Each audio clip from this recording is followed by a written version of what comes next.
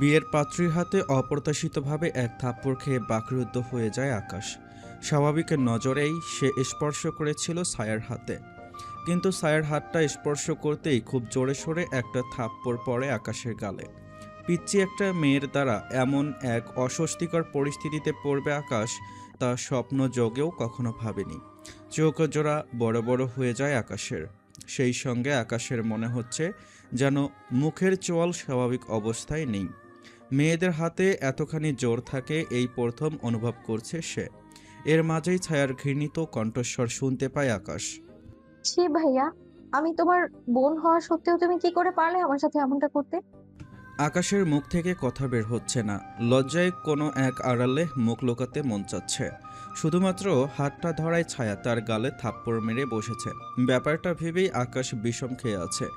হতভম্বের এক উচ্চ পর্যায়ে গিয়ে উঠেছে আকাশের মন। বেচারার সাথে এমনটা না হলেও বোধহয় পারত। তবে যত যাই হোক, যুক্তি তার মিলে না। এই পরিস্থিতিতেও ছায়ার প্রশ্ন আরও জোরালো হয়। উত্তর দিচ্ছ না কেন? তোমার কি লজ্জা শরম বলতে কিছু নেই? এমনটা কি করে পারলে তুমি আমার সঙ্গে? বাধ্য হয়ে মুখ খুলতে হয় আকাশের, কারণ চুপ থাকার মতন যে আর কোনো সুযোগ নেই। সে যদি এখন মুখ না খোলে পরিস্থিতি আরও ভয়াবহ আকার ধারণ করবে। ছায়া, শুধুমাত্র তোর হাতটাই তো ধরেছে আমি। এই ছোট একটা কারণে তুই রেগে যাচ্ছিস কেন? ছোট্ট একটা কারণ মানে?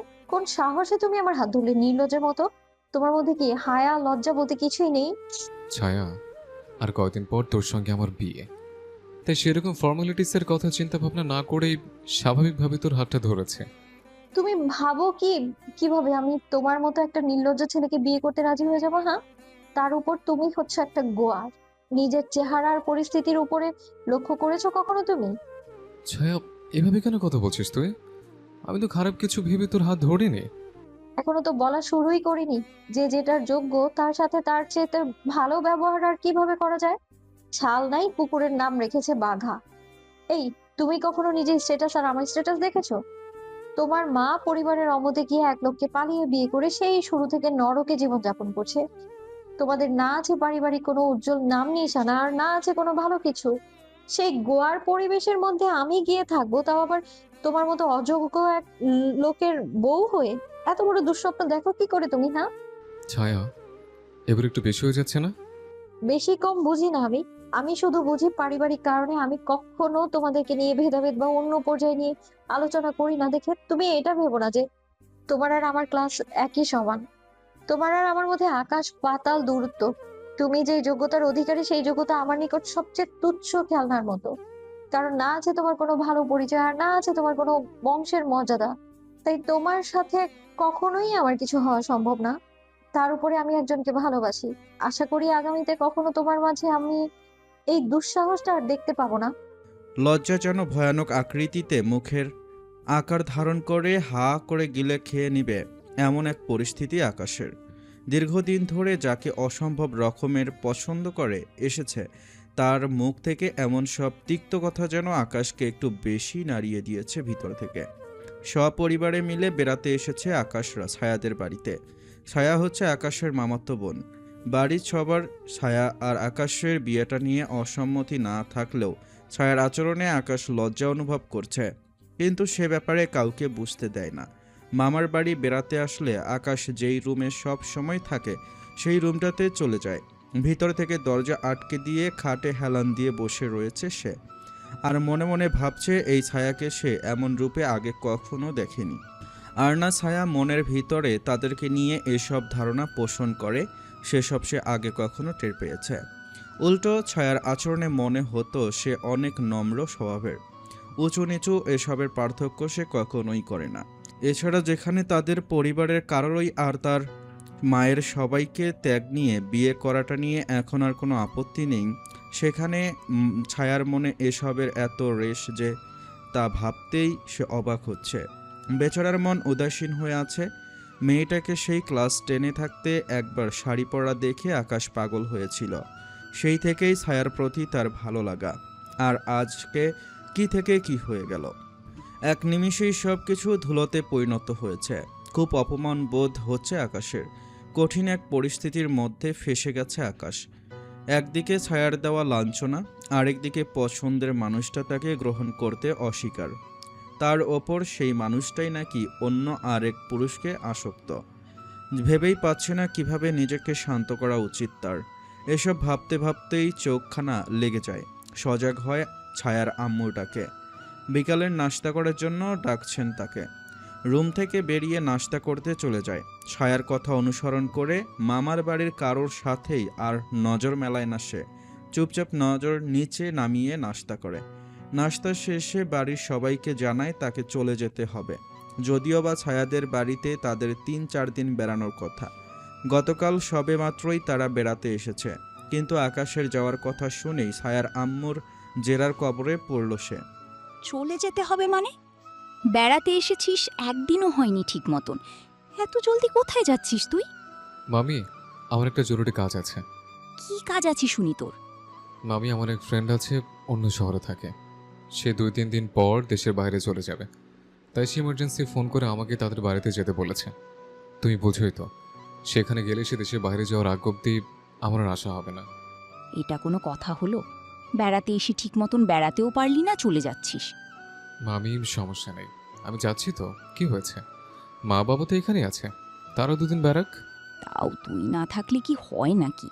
মামি, কি করব বলো, যেতে যা হবেই। আচ্ছা ঠিক আছে, তোকে তো আর আটকানো যাচ্ছে না।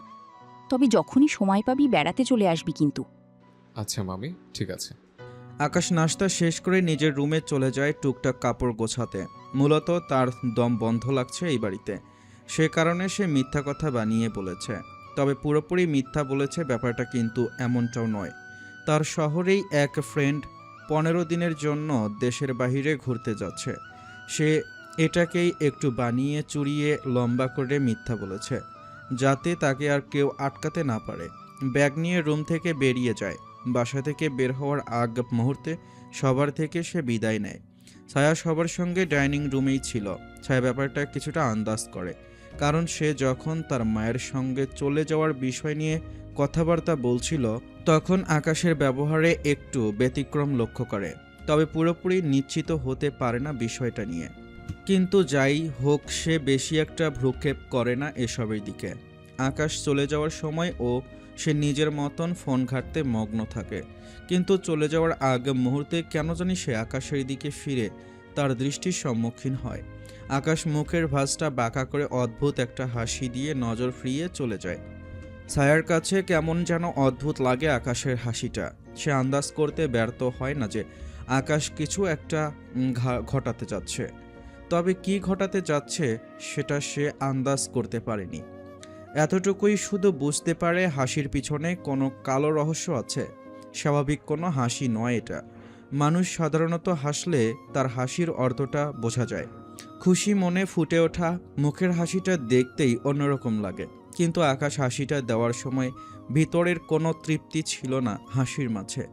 তবে যত যাই হোক, ছায়ার এসবের প্রতি কোনো আকর্ষণ নেই। সাময়িকভাবে কিছু ভাবনা মনে আসলেও সে সেটাকে নিয়ে ভাবতে চায় না বেশি একটা। নিজের ফোন চালানোর কাজে মগ্ন হয়ে পড়ে। আকাশ ছায়াদের বাসা থেকে বের হয়ে একটা গাড়ি নিয়ে বন্ধুর বাড়িতে চলে যায়। রাস্তায় যেতে যেতে বন্ধুকে ফোন করে বলেই রাখে সে বাহিরে যাওয়ার আগ অবধি 2-1 দিন তাদের বাসাতেই থাকবে। বাসায় পৌঁছানোর পর সিয়াম অর্থাৎ আকাশ যেই বন্ধুর বাড়িতে গিয়েছে, সেই বন্ধু আকাশের মলিন চেহারা দেখে প্রশ্নের সম্মুখীন করে। কি বন্ধু, তোর চেহারা এমন হয়ে আছে কেন? কোনো সমস্যায় পড়েছিস নাকি? না, তেমন কিছু না। তেমন কিছু না হলে মুখ শুকিয়ে আছে কেন? তার উপরে হঠাৎ করে ফোন করে বললি আমার বাসায় 2 দিন থাকবি। আগে তো সচরাচর এমন কখনো আবদার করিসনি। আমার মনে হচ্ছে কিছু তো একটা হয়েছে। না মানে, আসলে গিয়েছিলাম মামাদের বাড়িতে। সেখানে মূলত যাওয়ার কারণ ছিল আমার মামাতো বোন ছায়ার সাথে আমার বিয়ের বিষয়টা পাকাপোক্ত করা, আর কদিন তাদের বাড়িতে বেড়ানো। কিন্তু আজকে সেই মামাতো বোন ছায়া হুট করে অবাস্তব একটা রূপ দেখিয়েছে আমায়। কি করেছে সে? না মানে, নর্মাল। আমি তার হাত ধরেছিলাম, আর সে আপুতে জানি আমার মুখে থাপ্পড় মেরে বসেছে। যেখানে আগে একটা সময়ে এই মেয়ে অদ্ভুত আকার আমাকে ভালোবাসে বলে পাগলামি করেছে, কিন্তু আজ হঠাৎ কি হলো জানি না, হুট করে আমার বিহেভিয়ার করেছে। তার উপর আমি কিছু করি না সেটা নিয়ে কটাক্ষ কথাও পর্যন্ত শুনিয়েছে। তাই আসলে মন খারাপ করে তাদের বাড়ি থেকে মিথ্যা বাহানা দিয়ে চলে এসছে। ও আচ্ছা, এই ব্যাপার। আচ্ছা শোন, মন খারাপ করিস না। তোর সাথে আমার যে বিজনেসের প্ল্যানটা করেছিলাম সেটা আমি শুরু করতে যাচ্ছি। আমার দেশের বাইরে থাকার কথা ছিল 15 দিন, তবে যাতায়াত সহ 1 সপ্তাহের মাঝে আমাকে ফিরে আসতে হবে। এরপর দুজন মিলে সেই বিজনেসটা শুরু করব। আমাদের বিজনেসটা একবার দাঁড় হয়ে গেলে তখন দেখবি সবই ঠিক হয়ে গেছে। আসলে দুনিয়াটা এমনই রে, কেউ সফল না হলে মানুষ কদর করতে চায় না। যতই তুই মনের দিক থেকে ভালো হোস না কেন, তোর কদর কেউ করতেই জানবে না। যাই হোক, তুই টেনশন করিস না। হুম। আচ্ছা শোন, তোকে আরেকটা কথা বলি। হুম, বলো। দেখ আকাশ, জীবনে উপরে উঠতে গেলে ভালো খারাপ সবার সঙ্গেই মিশতে হয়। আমি কিছু মাফিয়া টাইপ লোকজনের সাথে চলাফেরা করি। আমার কোনো কিছুতে ঝামেলা হলে কিন্তু সবার আগে আমি তাদেরই সাহায্য নিই। তুই চাইলে আমার মতন তাদের সঙ্গে যুক্ত হতে পারিস। এতে করে তোর বেশি একটা লাভ না হলেও পরবর্তীতে তোর ব্যবসা বাণিজ্যের কাজে তাদেরকে প্রয়োজন পড়তে পারে। কারণ তুই যত উপরে উঠবি তোর পেছনেও সেরকম ডাটওয়ালা মানুষ লাগতে শুরু করবে। তখন মোকাবিলা করার ক্ষেত্রে কিন্তু তাদের সাপোর্ট তোর অনেকটা কাজে আসবে। আচ্ছা ঠিক আছে, আমি তাদের সঙ্গে যুক্ত হব। আকাশ ক্রাইমের জগতে থাকা লোকেদের সাথে যুক্ত হবে বলে স্বাভাবিকভাবেই তার বন্ধুকে সম্মতি জানিয়ে দেয়, কিন্তু সে ধারণাও করতে পারে না তার এই সম্মতি তাকে কোন ভয়াবহ অন্ধকার দুনিয়ার দিকে ঠেলে নিয়ে যাবে। বন্ধুর বাড়িতে এসেও অস্বস্তি কাটছে না আকাশের। ছায়ার তাচ্ছিল্যপূর্ণ কথা বারবার তার মনে বাজছে। তোমার আর আমার মধ্যে আকাশ পাতাল দূরত্ব। গালে হাত রেখে চুপচাপ বসে আছে সে। সিএম পাশেই আছে, তবুও একা লাগছে। ভিতরে একটা অস্থিরতা দানা বেঁধেছে। ছায়ার প্রতি এতদিনের অনুভূতি কি সত্যি ভালোবাসা ছিল, নাকি শুধুই মোহ? বন্ধু সিএম আকাশের অবস্থা দেখে বলে ওঠে, বন্ধু, এত চুপ কেন? ছায়ার কথাগুলো এতটা মনের মধ্যে নিস না। আমার কথা মিলিয়ে নিস। সময় বদলালে মানুষও বদলায়। শুধুমাত্র নিজেকে প্রমাণ করতে হবে। আকাশ চোখ তুলে তাকায়, গলায় একটা ভারী ভাব। কিভাবে প্রমাণ করব? টাকা পয়সা ছাড়া কি কেউ কারো মূল্য দেয়? সিয়াম সামান্য হেসে ওঠে। তার হাসির মধ্যে এক ধরনের ধূর্ততা ছিল। পরিশেষে সে নিজেই সেটা প্রকাশ করে। তোর কথায় যুক্তি আছে, তাই আমি চাই তোকে একটা অদ্ভুত সুযোগ দিতে। কিসের সুযোগ? শোন, আমি জানি তুই আমার সঙ্গে বিজনেসটা নিয়ে অনেক স্বপ্ন দেখছিস। তবে মাফিয়াদের দুনিয়াটা এমন এক অদ্ভুত জায়গা যেখানে টাকার কোনো অভাব হয় না, কিন্তু এর একটা নীতি আছে। সেখানে টিকতে হলে শক্তি লাগবে, বুদ্ধি লাগবে। আর যদি একবার উঠে যেতে পারিস তবে তোর সামনে কেউ চোখ তুলে তাকানোর সাহস করবে না। সুতরাং আমি বলবো তুই তাদের সঙ্গে যুক্ত হয়ে পড়। আকাশ চুপ করে থাকে, কারণ প্রস্তাবটা যতটা সহজভাবে সিয়াম তাকে দিয়েছে, বিষয়টা ততটাও সহজ নয়। তাছাড়া এই জগতের কথা কখনো সে কল্পনাও করেনি। এমন অন্ধকার দুনিয়ার সঙ্গে একবার মিশে গেলে রক্তের সাথে মিশে যাবে সমস্ত কিছু। এরপর বিষয়টা কোন দিকে মোড় নিবে কোনো ধারণাই নেই তার। অপরদিকে আজকে ছায়া তাকে যা বলেছে সেটা মনে করেও তার মধ্যে প্রচণ্ড রাগ জমে আছে। সত্যি কি সে এতটাই তুচ্ছ? সঠিকভাবে কোনটা করণীয় আকাশ তা ভেবে উঠতে পারছে না। নিজেকে গোছানোটাও প্রয়োজন। আবার এই জগৎটা অনেকটা ভয়ঙ্কর, সেটাও আকাশের মাথায় চলছে। খানিকটা চুপ করে থেকে সিদ্ধান্তে পৌঁছায়, এরপর চাপা গলায় বলে ওঠে, কিন্তু আমি তো এসব কিছুই জানি না। সিয়াম আবার একটু হেসে আকাশের ন্যায় চাপা গলাতে উত্তর করে, শোন, তোকে শুরুতে এসব করতে হবে না। আর না, তোকে এসব শিখবার কোনো প্রয়োজন আছে। মানুষ এক লাফে সব কিছু শিখে ফেলে না। তুই আগে তাদের সঙ্গে দেখা কর, এরপর সিদ্ধান্ত নে। পরবর্তীতে তোর ইচ্ছা হলে যোগ দিস তাদের সঙ্গে। এরপর দেখবি সময়ের সাথে সাথে অনেক কিছুতেই পারদর্শী হয়ে উঠেছিস তুই। আচ্ছা। আচ্ছা শোন, বাসায় বসে থেকে বোর হবি। এর চেয়ে ভালো আমি তোকে এখন নিয়ে গিয়ে তাদের সঙ্গে পরিচয় করিয়ে দিয়ে আসি। আচ্ছা। সিয়াম আকাশকে সাথে নিয়ে অন্ধকার জগতের লোকেদের সাথে পরিচয় করিয়ে দিতে নিয়ে যায়। গাড়ি করে দুজনে একটা 5 স্টার হোটেলের সামনে নামে। জায়গাটা দেখে কিছুটা অবাক হয় আকাশ, কারণ এমন খোলামেলা পরিবেশে সমাজের জন্য আতঙ্কজনক লোকেরা কি করে বসবাস করছে সেটাই ভাবনায় ঘুরছে তার। এমন সময় সিয়ামের ডাকে ভাবনার জগতের ঘোর কাটে আকাশের। কিরে, এমন ভাবুক হয়ে আছিস? কি ভাবছিস? না, মনে কিছু না। আচ্ছা চলো, ওনারা হোটেলের ভিতরে আছে। চুপচাপ সিয়ামের কথা অনুসরণ করে আকাশ। হোটেলের ভিতরে প্রবেশ করার খানিক বাদে একটা তামাশাজনক চিত্র চোখে পড়ে। ছেলে মেয়ে উন্মুক্তভাবেই নাচানাচিতে মগ্ন। টিভিতে দেখা সিরিয়াল এবং মুভির মতোই হুবহু দৃশ্য এখানে। তাদেরকে বাধা দেওয়ার মতো কেউ যেন নেই। অথচ সে ছেলে হয়েও কখনো এসবের ধারে কাছে ঘেঁষিনি। মনে টুকটাক প্রশ্ন জাগলেও সিয়ামকে অনুসরণ করে চলতে থাকে। সিয়াম আকাশকে নিয়ে মানুষজন এড়িয়ে একটা সিক্রেট জায়গায় চলে যায়। দেখেই বোঝা যাচ্ছে এই জায়গায় সবার আসার কোনো অনুমতি নেই, তবে সিয়াম তাকে কোনো অনুমতি ছাড়াই এখানে নিয়ে এসেছে। আরও কিছুটা হাঁটার পর কয়েকটা পর্দা চোখে পড়ে। সিয়াম পর্দা সরিয়ে তার অপর প্রান্তে সোফায় বসে থাকা কয়েকটা লোকের মাঝে গিয়ে সোজা হয়ে বসে পড়ে। আকাশ বুঝতে পারে এরাই হয়তো সেই লোক যাদের সঙ্গে তাকে দেখা করতে এনেছে। তবে এর মাঝেই একটা আশ্চর্যজনক বিষয় ঘটে। লোকগুলো আকাশকে দেখা মাত্রই সোফা থেকে উঠে পড়ে। আকাশ কিছুটা স্তব্ধ হয় তাদের আচরণে। সিয়ামও কিছুটা আশ্চর্যের মাত্রা বহন করে। সবাই একে অপরের চোখাচোখি তাকিয়ে আছে। এর মধ্যেই লোকগুলো বলে ওঠে, সিয়াম, এই ব্যক্তিটাকে কেন ভাই, কি হয়েছে? তাকে দেখে আমার সন্দেহ হচ্ছে স্ট্রাইক টিমে থাকা সদস্যের মতন, যারা কিনা অপরাধীদের স্পটের মধ্যেই গুলি করে মেরে ফেলে। আরে ভাই, কি বলেন এসব? সে হচ্ছে আমার বন্ধু। আপনার কথা ভুল হচ্ছে। আমি তাকে উল্টো আরও এখানে নিয়ে এসেছি কিছু একটা লাইন ঘাট করিয়ে দেওয়ার জন্য, আর আপনি উল্টো আরও খামোখা কী সব ধারণা করে বসে আছেন। সত্যি বলছিস তো? আরে ভাই, মিথ্যা কথা কেন বলতে যাব? সে আমার বন্ধু, আর তাকে এখানে নিয়ে এসেছে আপনাদের সাপোর্টের জন্য। বেচারা এক প্রকারের হতভাগা, নিজের জীবনে কোনো লাইন ঘাট করতে না পেরে জায়গায় জায়গায় ঠোকর খাচ্ছে। আচ্ছা ঠিক আছে, তাকে বসতে বল। মাহমুদ, ওইখানে বস। আকাশ সিয়ামের কথা অনুসরণ করে বসে পড়ে। তবে আকাশ একটু আশ্চর্য হয় সিয়াম তাকে মাহমুদ বলায়, কারণ নামের শুরুটা না বলে শেষ অংশ ধরে ডাকছে তাকে। বিষয়টা নিয়ে ভাবনার কাজ করলেও চুপ করে থাকে। তবে মনটা তার চুপ নেই, নতুন এক আপত্তি কাজ করছে মনে। সামনে থাকা মানুষজন আর এই জায়গার সব কিছুই কেমন যেন এলোমেলো লাগছে। জীবনের তাগিদে এমন সব মানুষের সাথেও তার মিশতে হবে সেটা সে কখনোই ভাবেনি। চুপ করে বসে আছে। সিয়াম আকাশকে সুন্দরভাবে পরিচয় করিয়ে দিয়ে বলে ওঠে, ভাই, ওর নাম হচ্ছে মাহমুদ। সে আমার সঙ্গে বিজনেস শুরু করতে যাচ্ছে। সামনে যাতে কোনো সমস্যা না হয় সেজন্য আপনার সাথে পরিচয় করিয়ে দিতে নিয়ে এসেছি। ও আচ্ছা, সমস্যা নেই। তোর পরিচিত যেহেতু, তাহলে আর বেশি কিছু বলার নেই। তবে আমার দলের ছেলেরা কখনো তার কাছে গেলে টুকটাক চা পানির পয়সা দিয়ে দিলেই হবে। আচ্ছা ভাই, কিন্তু আরেকটা আবদার ছিল আপনার কাছে। কি আবদার? যদি সম্ভব হয় তাকে আপনাদের দলে নিয়ে নিন। লোকটা সিয়ামের কথার উত্তর না করে একটু ভাবনায় হারায়। মাঝে বয়সী একজন লোক, যার চোখের দিকে তাকালেই বোঝা যায় সে কতটা ভয়ঙ্কর। আকাশ লক্ষ্য করে লোকটার চেহারায় খানিকটা গম্ভীরতা এসেছে। আন্দাজ করে এটাই হয়তো লোকটার ভিতরে থাকা আসল রূপের একাংশ ঝলক। লোকটা পরিস্থিতি আরও কিছুটা পাল্টে দেয়। নতুন মুখ, কি করতে চাস বল?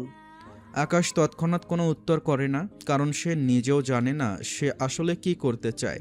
কিন্তু ছায়ার সেই বিশ্রী কথার সুর আর তার সেই কর্কশ কথাগুলো মনে পড়তেই বুকের ভেতরে এক ধরনের আগুন জ্বলে ওঠে।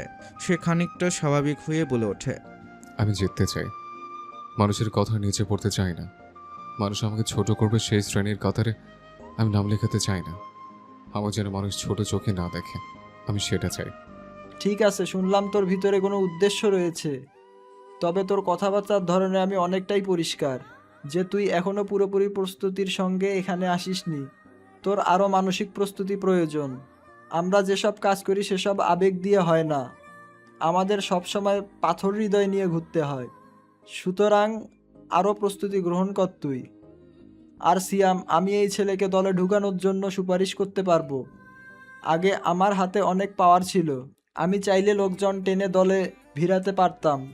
অবশ্য এখনও আমি K3 অর্থাৎ বোরহানের পাওয়ার আছে।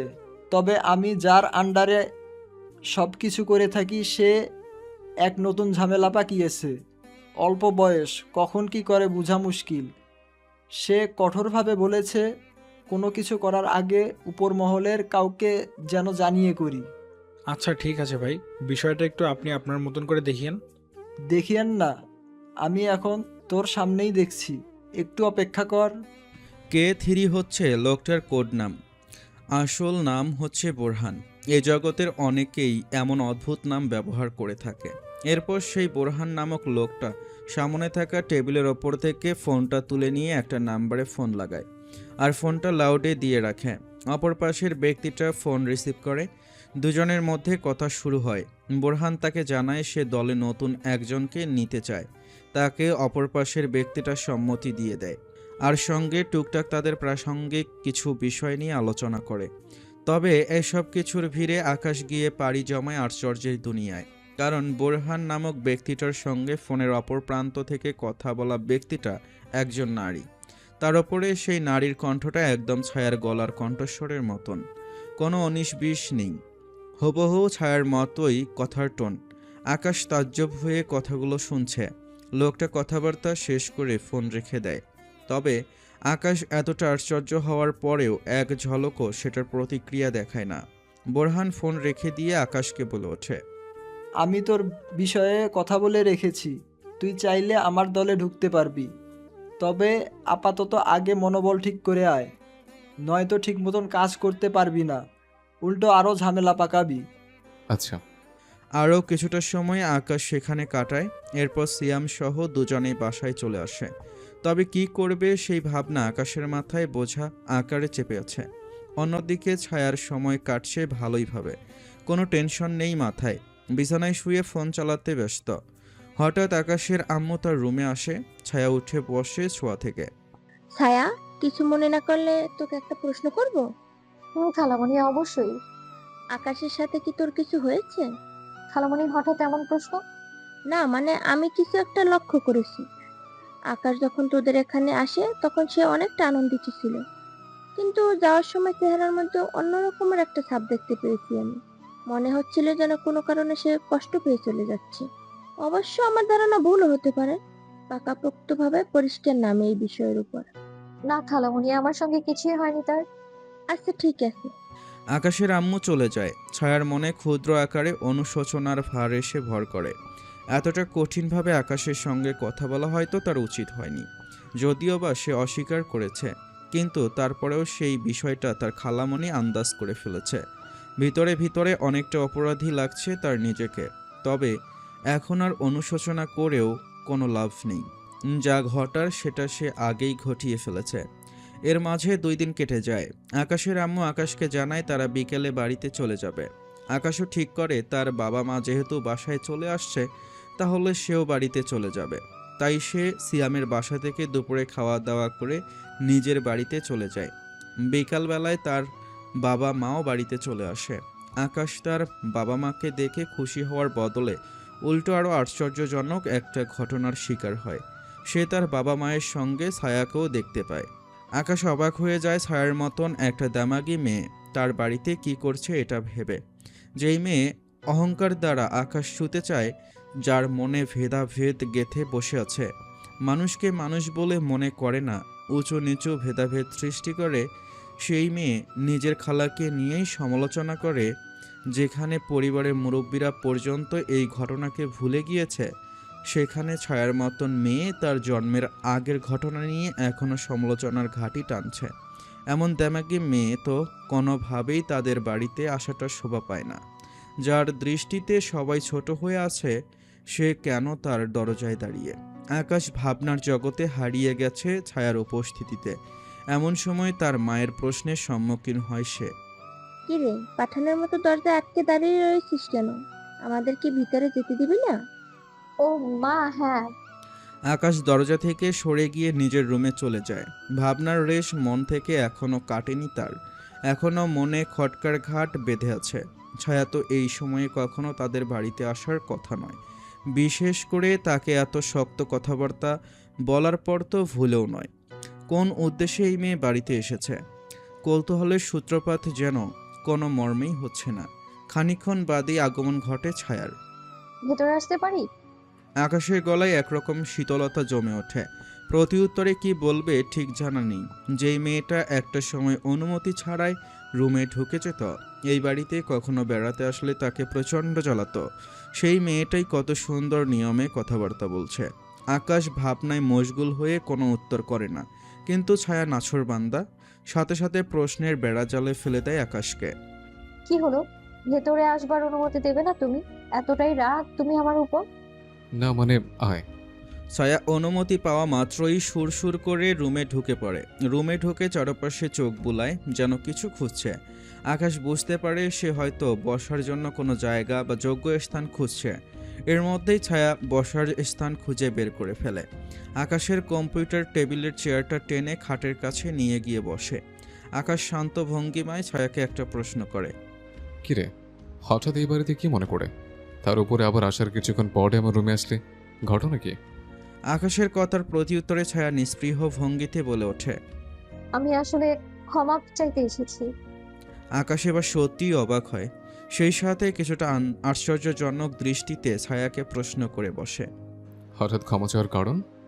আসলে সেদিন একটু বেশিই বলে ফেলেছি। আমি আসলে সেভাবে বলতে চাইনি। তোমার কষ্ট লেগেছে সেটা আমি বুঝতে পেরেছি, তাই ভাবলাম সরি বলা উচিত আমার। সেই কারণেই চলে এসেছি বেড়াবার নাম করে তোমায় সরি বলার জন্য। আকাশ কিছুক্ষণ চুপ করে থাকে। কারণ হিসেবে কিছুই মিল পাচ্ছে না সে। এলোমেলো সব কিছু। যেই মেয়ে একটা সময় তার জন্য পাগলামি করত, সেই মেয়ের হুট করে এতটা পরিবর্তন। এরপর হুট করেই তাকে অনিয়ম করে অনেকগুলো কথা শুনিয়ে দেওয়া।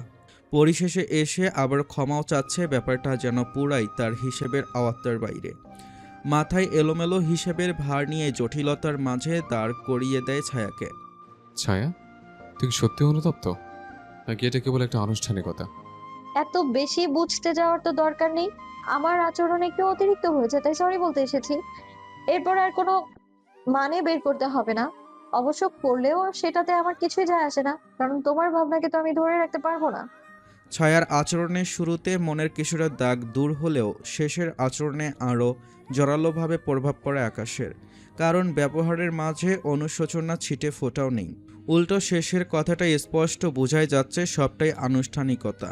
যেই মেয়ে তাকে পছন্দ করে বলে একটা সময় পাগল করে ফেলতো, যেই মেয়ের আচরণের কারণেই সে তাকে বোন থেকে নিজের পছন্দের মানুষের কাতারে বসিয়েছে, সেই মেয়ের ব্যবহার যেন আজকে পুরাই ব্যতিক্রম। ভাবতেই পারছে না এটাই সেই ছায়া যাকে সে পছন্দ করে। আকাশ কি বলবে ভেবে পাচ্ছে না। এর মাঝেই ছায়া নিজের ব্যাগ থেকে একটা ছোট প্যাকেট বের করে টেবিলে রেখে বলে উঠল। এটা তোমার জন্য। এতে কি আছে? এটা তোমার জন্য চকলেট। তোমার তো চকলেট খুব পছন্দ, তাই তোমার জন্য চকলেট এনেছি। আকাশ এবারও আশ্চর্যের সীমানায় চলে যায়। কারণ ছায়ার ব্যবহারে স্পষ্ট বোঝাই যাচ্ছে সে সৌজন্যবোধের জন্য সবটা করেছে। তাহলে তার পছন্দের খাবার এনে কিসের মূল্যায়ন করছে তাকে ছায়া? ক্রমশ সমস্ত ব্যাপার যেন আরও এলোমেলো হয়ে যাচ্ছে। এক কথায় ভাবনাকে আয়নাঘরে বন্দি করার মতন অবস্থা। ভাষাহীন একজন মানুষের কাতারে পৌঁছে গিয়েছে আকাশ। তবে ছায়ার সেদিকে কোনো ভ্রুক্ষেপ নেই। সে যেন কোনো কিছুর দায়বদ্ধতা থেকে সরে এসেছে, এসব করেছে। সমস্ত আনুষ্ঠানিকতা শেষে সে উঠে পড়ে চলে যাওয়ার জন্য। এরপর আকাশকে বলে, আচ্ছা তাহলে থাকো, আমি যাচ্ছি খালামণির কাছে। কথাটা বলেই সে চলে যাওয়ার জন্য অগ্রসর হয়। আকাশের উত্তরের কোনো আশাই তার মধ্যে দেখতে পাওয়া যায় না। কিন্তু ছায়া চলে যাওয়ার ঠিক আগ মুহূর্তেই আকাশ যেন কিছু না ভেবে এত কিছুর পরেও ছায়ার হাতটা শক্ত করে চেপে ধরে। ছায়ার সাথে সাথে থেমে যায়। মুখে একরাশ বিরক্তি ছায়ার। বিরক্তির সুর মুখে নিয়ে বলে ওঠে, তুমি আবারও সেই আমার হাতখানা ধরেছো? তোর সাথে আমার কিছু কথা আছে ছায়া।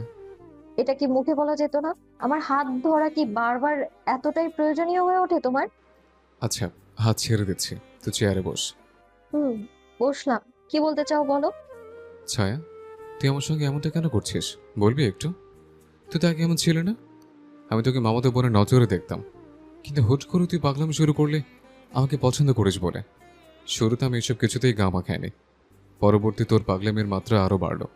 আম্মাও চাইতো তুই তার বাড়ির বউ হবি।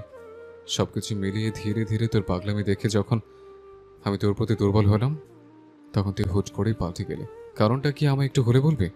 দেখো, সঠিক সময়ে তুমি আমার সঙ্গ দিলে আমি তোমাকেই চাইতাম, কিন্তু আমার যখন তোমার প্রয়োজন ছিল তখন তুমি আমার সঙ্গ দাওনি। আমার যখন তোমার জন্য মাত্রাধিক পাগলামোর প্রবণতা ছিল, তখন তুমি আমাকে সেই সুযোগটা দাওনি, যার কারণে সময়ের সাথে সাথে তোমার জন্য আমার সমস্ত পাগলামো নিভে গেছে। এটা তো কেমন পাগলামি ছায়া, যেটা নিভে যায়? আর তাছাড়া এখন তো তোকে আমি পছন্দ করি, এখন কেন আপত্তি তোর? দেখো, সবকিছুর মাত্রা থাকে একটা। মানুষকে আগলে নেয়ার সময় তাকে ধূর ছাই করলে না, সে অন্য কিছুতে ঝুঁকে পড়বে, সেটাই তো স্বাভাবিক। তোমার কাছ থেকে আশা করা জিনিসগুলো আমি অন্য কোথাও পেয়েছি, তাই তোমার প্রতি আমার ঝোঁকটা কমে গিয়েছে, বলতে গেলে একেবারেই নেই বলেই চলে। ছায়া, তোর সেসব কি তাহলে আদৌ ভালোবাসা ছিল? ভালোবাসা কি কখনো কমে যায়? দেখো, মেয়েদের ক্ষেত্রে এইসব জিনিসগুলো একটু ব্যতিক্রম। সবার ক্ষেত্রে ব্যতিক্রম তা আমি বলবো না, তবে কিছু মানুষের জন্য ব্যতিক্রম। আর আমি অনেকটা ছোট ছিলাম যখন তোমার জন্য পাগলামো করতাম, কিন্তু তুমি পাত্তা দিতে না সেই সবকে। তখন আমার জীবনে অন্য কেউ এসে আমায় অধিকার দিয়েছে সব ধরনের পাগলামো করার তার সঙ্গে। সেই থেকে তার প্রতি অভ্যস্ত হয়ে পড়েছি আমি। এই জন্যই বলা হয় ছোট মানুষকে গাইড করতে হয়, কারণ তারা যেটা বোঝে বা যেটা পায় সেটাতেই অভ্যস্ত হয়। তুমি আমাকে তখন সঙ্গ দিলে আমি তোমার মায়ায় আসক্ত থাকতাম, তোমাকে ঘিরেই আমার সব অভ্যাস তৈরি হতো। তখন আমার মন অন্যদিকে যাওয়ার কোনো সুযোগই থাকতো না আর। কিন্তু ভাগ্যক্রমে তোমার থেকে সেই না পাওয়া জিনিসগুলো আমি অন্যের কাছ থেকে পেয়ে তার প্রতি আমি আস্থাবান হয়েছি।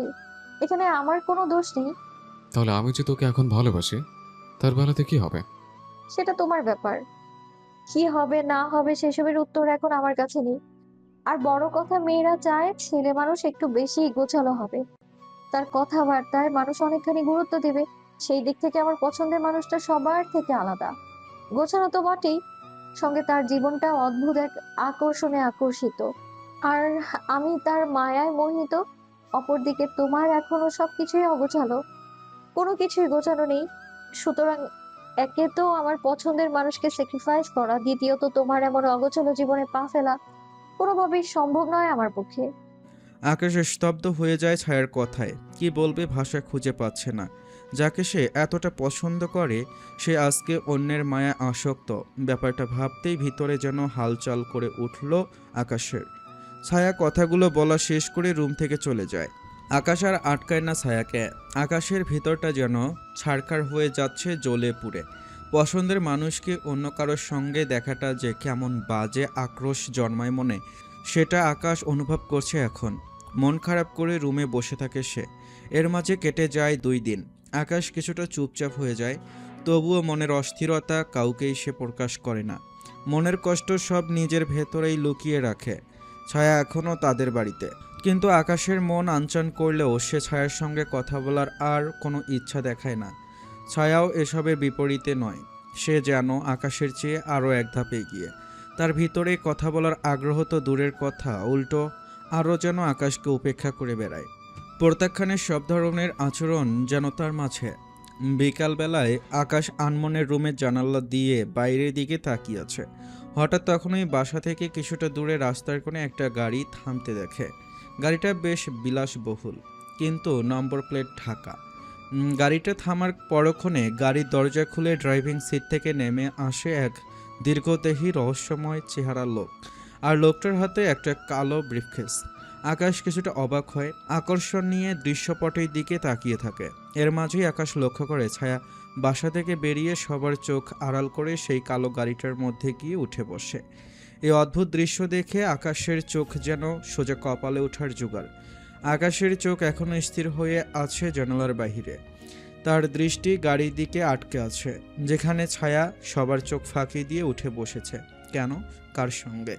এই রহস্য যেন তার মস্তিষ্কে এক অদ্ভুত সুরসুরি জাগিয়ে তুলছে। কালো গাড়িটা ধীরে ধীরে স্টার্ট নেয়, তারপর নিঃশব্দে দৃষ্টির আড়ালে মিলিয়ে যায়। আকাশের হাত মুঠো হয়ে আসে। এই কয়েকদিন ধরে সে নিজেকে বুঝিয়ে আসছিল যে ছায়াকে সে ভুলে যাবে, ছায়ার প্রতি কোনো আগ্রহ দেখাবে না, কিন্তু এই দৃশ্য যেন তাকে নতুন করে কিছু ভাবতে বাধ্য করছে। আকাশ ধীর পায়ে রুম থেকে বেরিয়ে আসে, সোজা গিয়ে বারান্দায় দাঁড়ায়। চারপাশ নীরব, কেউ কিছু টের পায়নি। এই বাড়ির অন্য সবাই ছায়ার চোখ ধাঁধানো আচরণে মুগ্ধ, কেউ তার ব্যাপারে প্রশ্ন তোলে না। কিন্তু আকাশের মন থেকে সন্দেহের ধোঁয়াশা কিছুতেই কাটছে না। কোথায় গেল ছায়া, কার সঙ্গে? এই বিলাসবহুল গাড়ির মালিককে? আর সবচেয়ে বড় প্রশ্ন, ছায়া এমন কিছু কেন করছে, আর কেন সে কাউকে কিছু বুঝতে দিচ্ছে না? ছায়া যে সহজ সরল আর সাধারণ একটা মেয়ে নয়, সেটা আকাশ বহু আগেই খানিকটা বুঝেছিল, কিন্তু তার দেমাগী স্বভাব, অহংকারী আচরণ আর অস্পষ্ট মনোভাবের বাহিরে সে আর কিছুই জানে না। এসব নিয়ে ভাবতে ভাবতেই দিন কেটে যায়। সারাদিন ছায়ার সঙ্গে কোনো প্রকার সাক্ষাৎ হয়নি তার। পরদিন সকালেই সে ছায়াকে দেখে মেয়েটা স্বাভাবিক ভঙ্গিতে ঘুরে বেড়াচ্ছে, এমনভাবে হাসছে আর কথা বলছে যেন গত দিন কিছুই ঘটেনি। আকাশ এই স্বাভাবিকতা ভেদ করতে চায়, তাই সে ইচ্ছে করেই ছায়ার সামনে গিয়ে দাঁড়ায় আর বলে ওঠে, কিরে, গতকাল বিকেলে কোথায় গিয়েছিলে? ছায়ার মুখে এক মুহূর্তের জন্য স্থিরতা নামে, কিন্তু খুব দ্রুতই সে হাসি মুখে ফুটিয়ে তোলে, যাতে সে কৈফিয়তের হাত থেকে বেঁচে যায়। এরপর সে স্বাভাবিক টোনেই বলে ওঠে, তোমার এত কৌতূহল কেন? আমি কোথায় যাই কি করি সেটা কি তোমার জানার প্রয়োজন আছে? না থাকলে জিজ্ঞেস করতাম না, তাই না? আচ্ছা, বুঝলাম। বুঝলে হবে না, উত্তর দে। দিচ্ছি। আচ্ছা, যদি বলি আমি আমার প্রেমিকের সঙ্গে দেখা করতে গিয়েছিলাম। আকাশের রক্ত কেমন যেন ঠান্ডা হয়ে আসে। যতই হোক পছন্দের মানুষ বলে কথা, অন্য কারোর কথা পছন্দের মানুষের মুখে শুনলে যে কারোরই খারাপ লাগবে, কিন্তু সে নিজেকে শক্ত করে রেখে কথা বলে ছায়ার সঙ্গে। কোন প্রেমিক যার কথা বলে সেদিন সে গোছানো মানুষটা? ছায়া একটু অদ্ভুত দৃষ্টিতে তাকায় আকাশের দিকে, কারণ বিষয়টা এলোমেলো হয়ে পড়েছে। তাই এটা নিয়ে আর কাহিনী লম্বা করতে চায় না, সে কারণে সে খামখেয়ালিভাবে উত্তর করে আকাশকে। হয়তো। আকাশ এবার বুঝতে পারে ছায়া ইচ্ছে করেই কিছু লুকাচ্ছে, তাই সে ছায়াকে প্রশ্নের জালে ফেলে। হয়তো মানে? সবকিছু কি বলে দিতে হবে নাকি? আমার কি কোনো পার্সোনাল ব্যাপার থাকতে পারে না? নাকি তুমি আমায় নিজের নামে ক্রয় করে রেখেছো, কোনটা? আকাশ আর কিছু না বলে ছায়ার চোখের দিকে তাকিয়ে থাকে। এই মেয়ে একটা সময় তার জন্য কতটা পাগল ছিল, আর এখন সম্পূর্ণ অন্যরকম। এখন বদলে যাওয়া কি সত্যি সম্ভব? একটা মানুষ কিভাবে এতটা বদলে যেতে পারে সেটা ছায়াকে না দেখলে আকাশ কখনোই বুঝতো না। আকাশ চুপ হয়ে যায়, লজ্জার একটা প্রাসাদে বন্দী হয়ে যায় সে। ছায়ার বলা কথার উত্তরে কিছু বলাটা এখন অনেক বিশ্রী একটা ব্যাপার। যেখানে ছায়া নিজের পার্সোনাল বিষয় বলে দেয়াল দাঁড় করিয়েছে, সেখানে সেই দেয়াল ভেদ করতে চাওয়াটা নিজেকে ছোটলোক প্রমাণ করা ছাড়া আর কিছু নয়। তাই সে চুপ করে চলে আসে। বিকেলে আকাশ বাসার বাহিরে একটা দোকানে বসে আছে, হাতে একটা চায়ের কাপ, কিন্তু তার মন আসলে অন্য কোথাও। মন এখনো কিছু প্রশ্নের উত্তর খুঁজে বেড়াচ্ছে। ছায়া তাকে যা বলেছে তার বেশিরভাগই অস্পষ্ট। সে কি সত্যি অন্য কারো প্রেমে পড়েছে, নাকি এটা শুধুই একটা ছল? আকাশের মন কেন জানি বলছে অদৃশ্য কিছু একটা আছে যেটা ছায়া লুকাচ্ছে। এসব ভাবতে ভাবতে হঠাৎ করেই একটা পরিচিত গাড়ি তার চোখে পড়ে। সেই কালো বিলাসবহুল গাড়িটা ধীরে ধীরে এসে থামে রাস্তার পাশে। এরপর একজন লম্বা সুদর্শন গাঢ় রঙের স্যুট পরা লোক দরজা খুলে নামে, যার হাতে এখনও কালো ব্রিফকেসটা আছে। আকাশের মনে পড়ে যায় গতকাল বিকেলের সেই দৃশ্য। লোকটা তখনও এই ব্রিফকেস নিয়েই গাড়ি থেকে নেমেছিল। আকাশ ভাবে এই লোক এখানে কি করছে। এরপর মুহূর্তের মাঝেই সে সিদ্ধান্ত নেয় লোকটাকে সে অনুসরণ করবে। লোকটা ধীর পায়ে একটা ক্যাফেতে ঢোকে। আকাশ সতর্কভাবে কিছুটা দূরত্ব রেখে তার পিছু নেয়। লোকটা ক্যাফের ভিতরে একটা নির্দিষ্ট টেবিলের দিকে এগিয়ে যায়। আকাশ দূর থেকেই সব দেখে। আকাশ আরও লক্ষ্য করে ছায়া আগে থেকেই সেখানে বসে আছে। ছায়ার সামনে একটা কফির কাপ আর তার হাতে ছোট্ট নোটবুকের মতন কিছু একটা। লোকটা ছায়ার টেবিলে গিয়ে বসে, তারপর ব্রিফকেসটা টেবিলের ওপর রাখে। আকাশের শরীরে যেন একটা শীতল স্রোত বয়ে যায়। মনে খালি এই প্রশ্ন ঘুরপাক খাচ্ছে, এই লোকটা কে, আর তার হাতের ব্রিফকেসের ভেতর কি আছে। লোকটা ছায়াকে কিছু একটা বলে, ছায়া উত্তরে মাথা নাড়ে। তারপর লোকটা ব্রিফকেস খুলে ভেতর থেকে একটা মোটা খাম বের করে ছায়ার দিকে এগিয়ে দেয়। ছায়া সেটা খুব স্বাভাবিক ভঙ্গিতে নিয়ে নিজের ব্যাগে ঢুকিয়ে ফেলে। এসব ঘটনা দেখে আকাশের ভেতরটা ক্রমশ কেমন যেন করছে। অদ্ভুত রকমের এক অস্বস্তি আকাশের মাঝে। অসংখ্য ভাবনা চিন্তা আর চোখের সামনের দৃশ্য, এই দুটো মিলিয়ে খুব বাজে একটা পরিস্থিতি আকাশের মনের। ছটফট করতে থাকা মন খালি বারবার বলছে এই দৃশ্যটা স্বাভাবিক নয়। এটা কোনো সাধারণ প্রেমিক প্রেমিকার দেখা হওয়ার মুহূর্ত নয়। এটা অন্যরকম কিছু, কিছু গোপন, কিছু বিপজ্জনক। আকাশের নিঃশ্বাস ঘন হয়ে আসছে, তাই সে নিজেকে সামলে রাখতে হালকা শ্বাস নেয়। এরপর সে আস্তে আস্তে বেরিয়ে আসে ক্যাফে থেকে, আর বের হওয়ার আগ মুহূর্তে ফোন বের করে একটা ছবি তুলে নেয়। ছবিতে স্পষ্ট দেখা যাচ্ছে ছায়া আর সেই লোকটা, আর সাথে টেবিলের ওপর সেই ব্রিফকেস। এখন তার দরকার তথ্য, এই লোকটা আসলে কে, আর ছায়া কোন অদ্ভুত কিছুর সঙ্গে জড়িত। আকাশের ধৈর্যের বাঁধ যেন ভেঙে যেতে চাইছে। ক্যাফেতে ছায়া আর সেই অচেনা লোকের রহস্যময় লেনদেন চোখের সামনে দেখার পর থেকে তার মাথা ঠিক কাজ করছে না। সে সোজা বাসায় ফিরে আসে, কিন্তু মনে হচ্ছে যেন চারপাশে সব কিছুই ভারী হয়ে উঠেছে। অপরদিকে ছায়া এখনও স্বাভাবিক আচরণ করছে, যেমনটা সে সবসময় করে, যেন কিছুই হয়নি।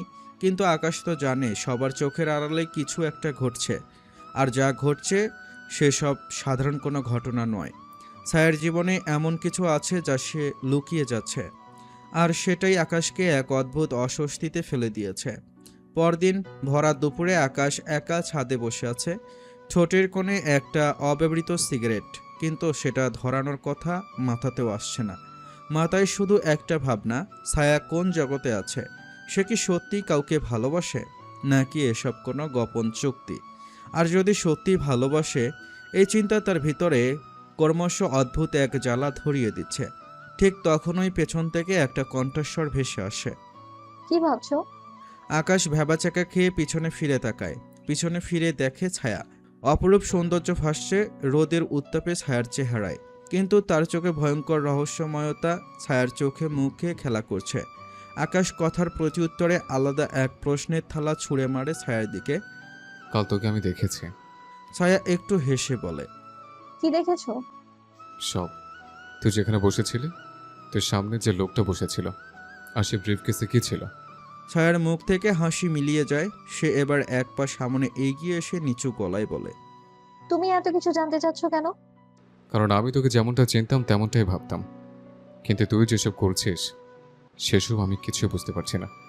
ছায়া কিছুক্ষণ চুপ করে থাকে, তারপর ধীরে ধীরে বলে, সবাই সবকিছু জানে না, কিছু জিনিস গোপন থাকাই ভালো।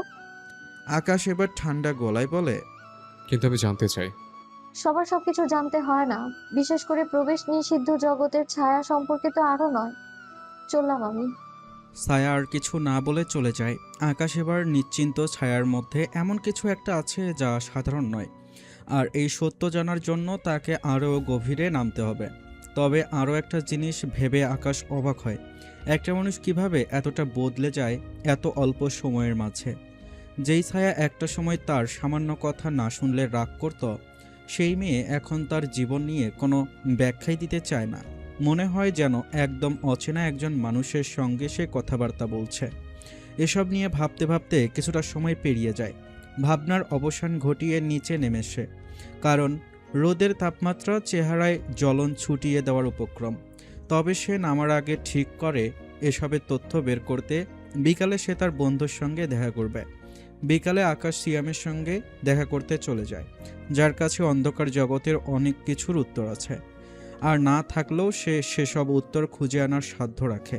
সিয়ামের সঙ্গে দেখা হবার পরক্ষণেই সে সিয়ামকে প্রশ্ন করে, কালোর ব্রিফকেসের ব্যাপারে কিছু জানিস?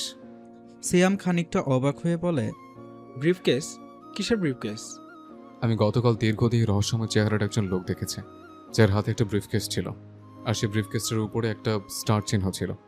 আমার কাছে সেই লোকটাকে একটু আশ্চর্যজনক লেগেছে। পাশাপাশি এই ব্রিফকেসওয়ালা লোকটার সঙ্গে আমার কিছু ব্যক্তিগত কৌতূহল জুড়ে আছে। তোর কি জানা আছে এই ব্যাপারে কিছু? সিয়াম একটু গম্ভীর হয়ে অবাক হয়ে বলে, এসব নিয়ে তোর কিসের এত কৌতূহল, একটু বলবি? আমি গতকাল সেই লোকটাকে ছায়ার সঙ্গে দেখেছি। সিয়ামের চোখ কুঁচকে যায়, আর সে সঙ্গে সঙ্গে কিছুটা আশ্চর্যের ভঙ্গিতে আকাশকে প্রশ্ন করে, ছায়া? মানে তোর বাসার ছায়া? হ্যাঁ, এবার প্লিজ জানা থাকলে বল এই ব্রিফকেসের কাহিনীটা কি? সিয়াম আশ্চর্য হয়, অনেকটা বাকরুদ্ধ সে। তবে বন্ধুর প্রশ্নের উত্তর তো তাকে দিতে হবে, তাই সে স্বাভাবিক হওয়ার জন্য সিগারেটের ধোঁয়া উড়ায়, এরপর বলতে শুরু করে, এই শহরে যারা কালো ব্রিফকেস নিয়ে ঘোরে তারা সাধারণ কেউ না। আর এই শহরে কালো ব্রিফকেস কেবল দুই ধরনের মানুষই নিয়ে ঘোরে, একটা হচ্ছে ড্রাগ লর্ড, আর একটা হচ্ছে কন্ট্রাক্ট ক্লিয়ার। আকাশের শরীর যেন ঠান্ডা হয়ে যাওয়ার উপক্রম। আঁতকে উঠে সে সিয়ামের কথা শুনে।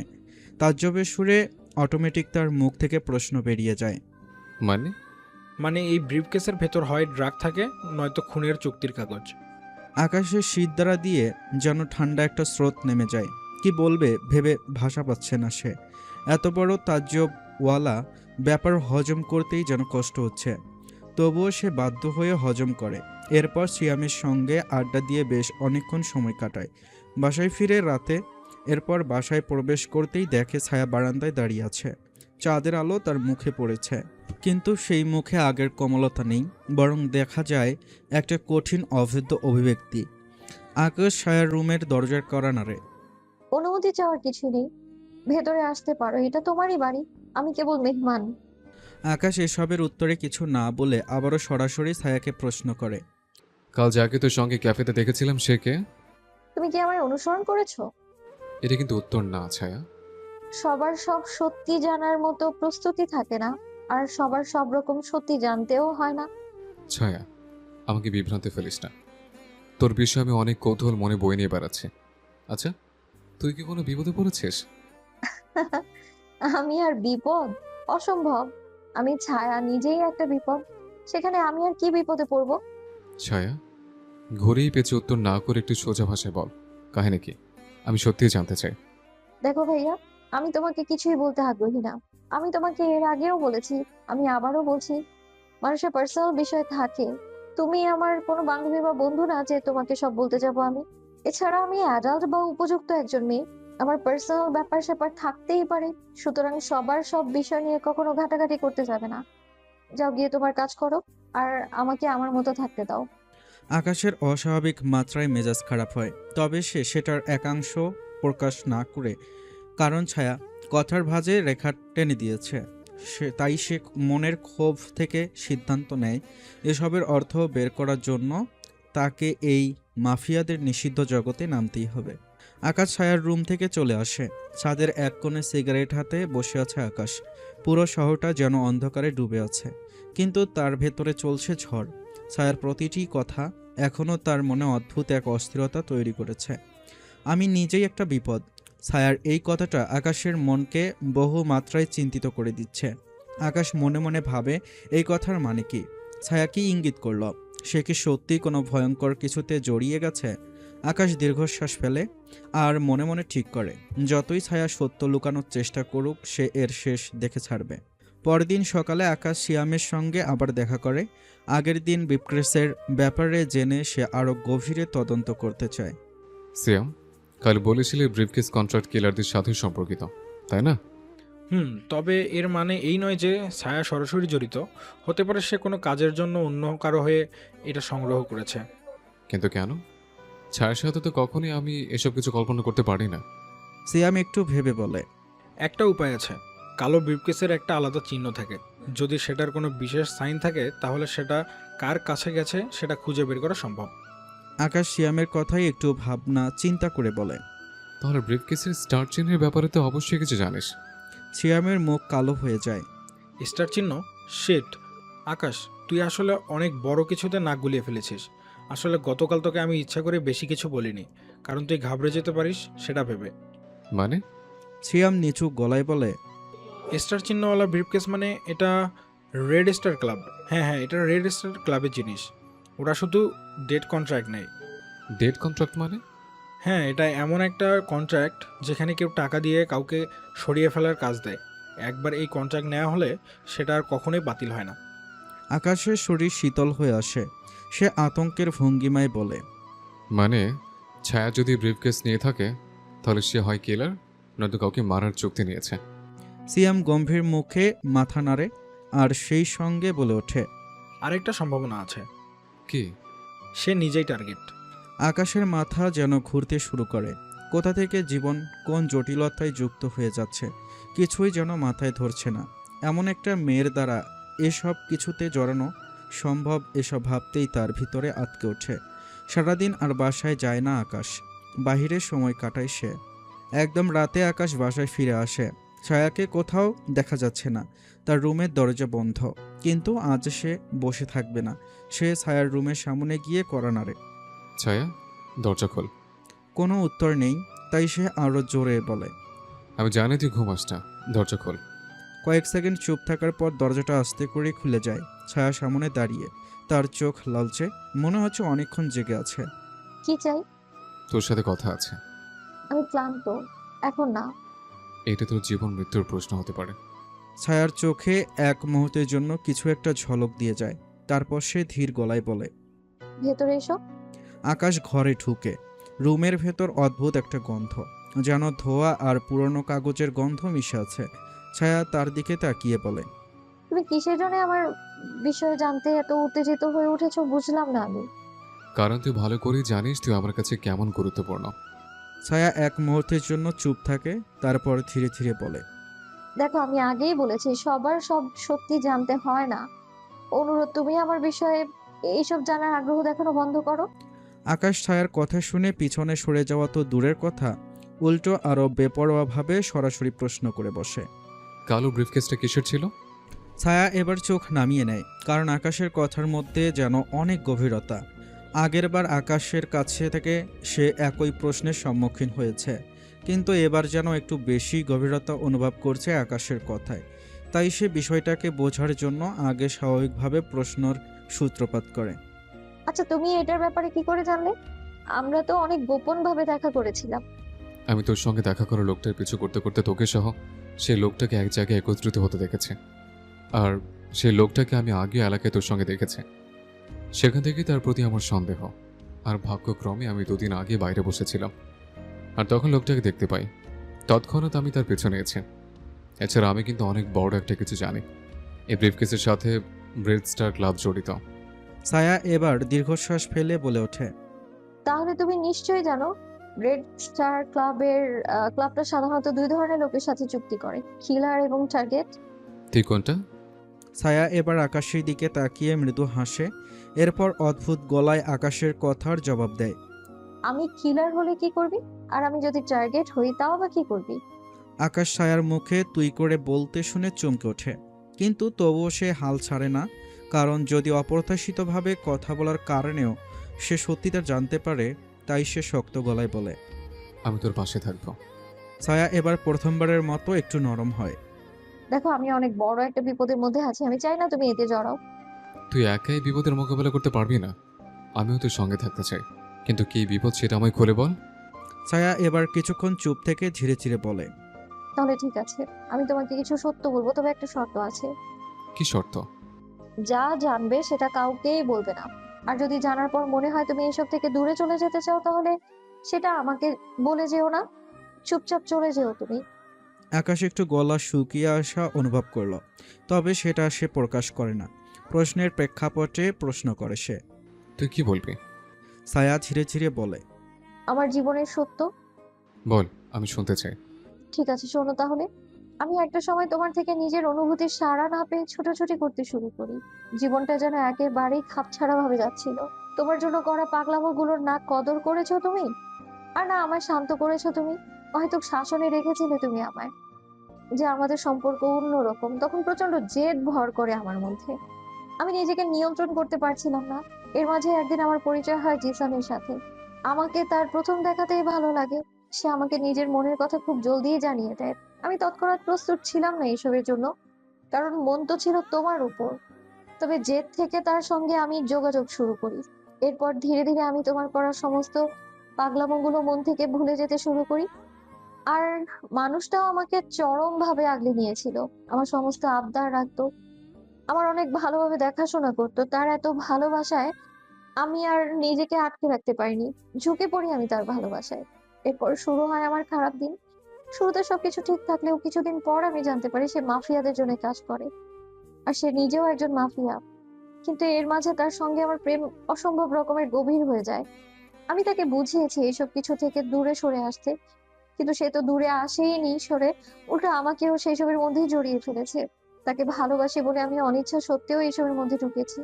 সে প্রথমবার আমাকে একটা জায়গায় পাঠিয়েছিল, সেখানে আমি 2টো খুনের সাক্ষী হয়েছি। এরপর থেকে আমার জীবনে কাল নেমে আসে। আমি তাকে বলেছি আমি এসবের মধ্যে থাকবো না, কিন্তু সে আমায় হুমকি দিয়েছে আমি এসব না করলে সে ছেড়ে দিবে আমায়। সেই সাথে আমি তাদের কাজের সাক্ষী হয়েছে দেখে তাদের লোকেরাই আমাকে মেরে ফেলবে।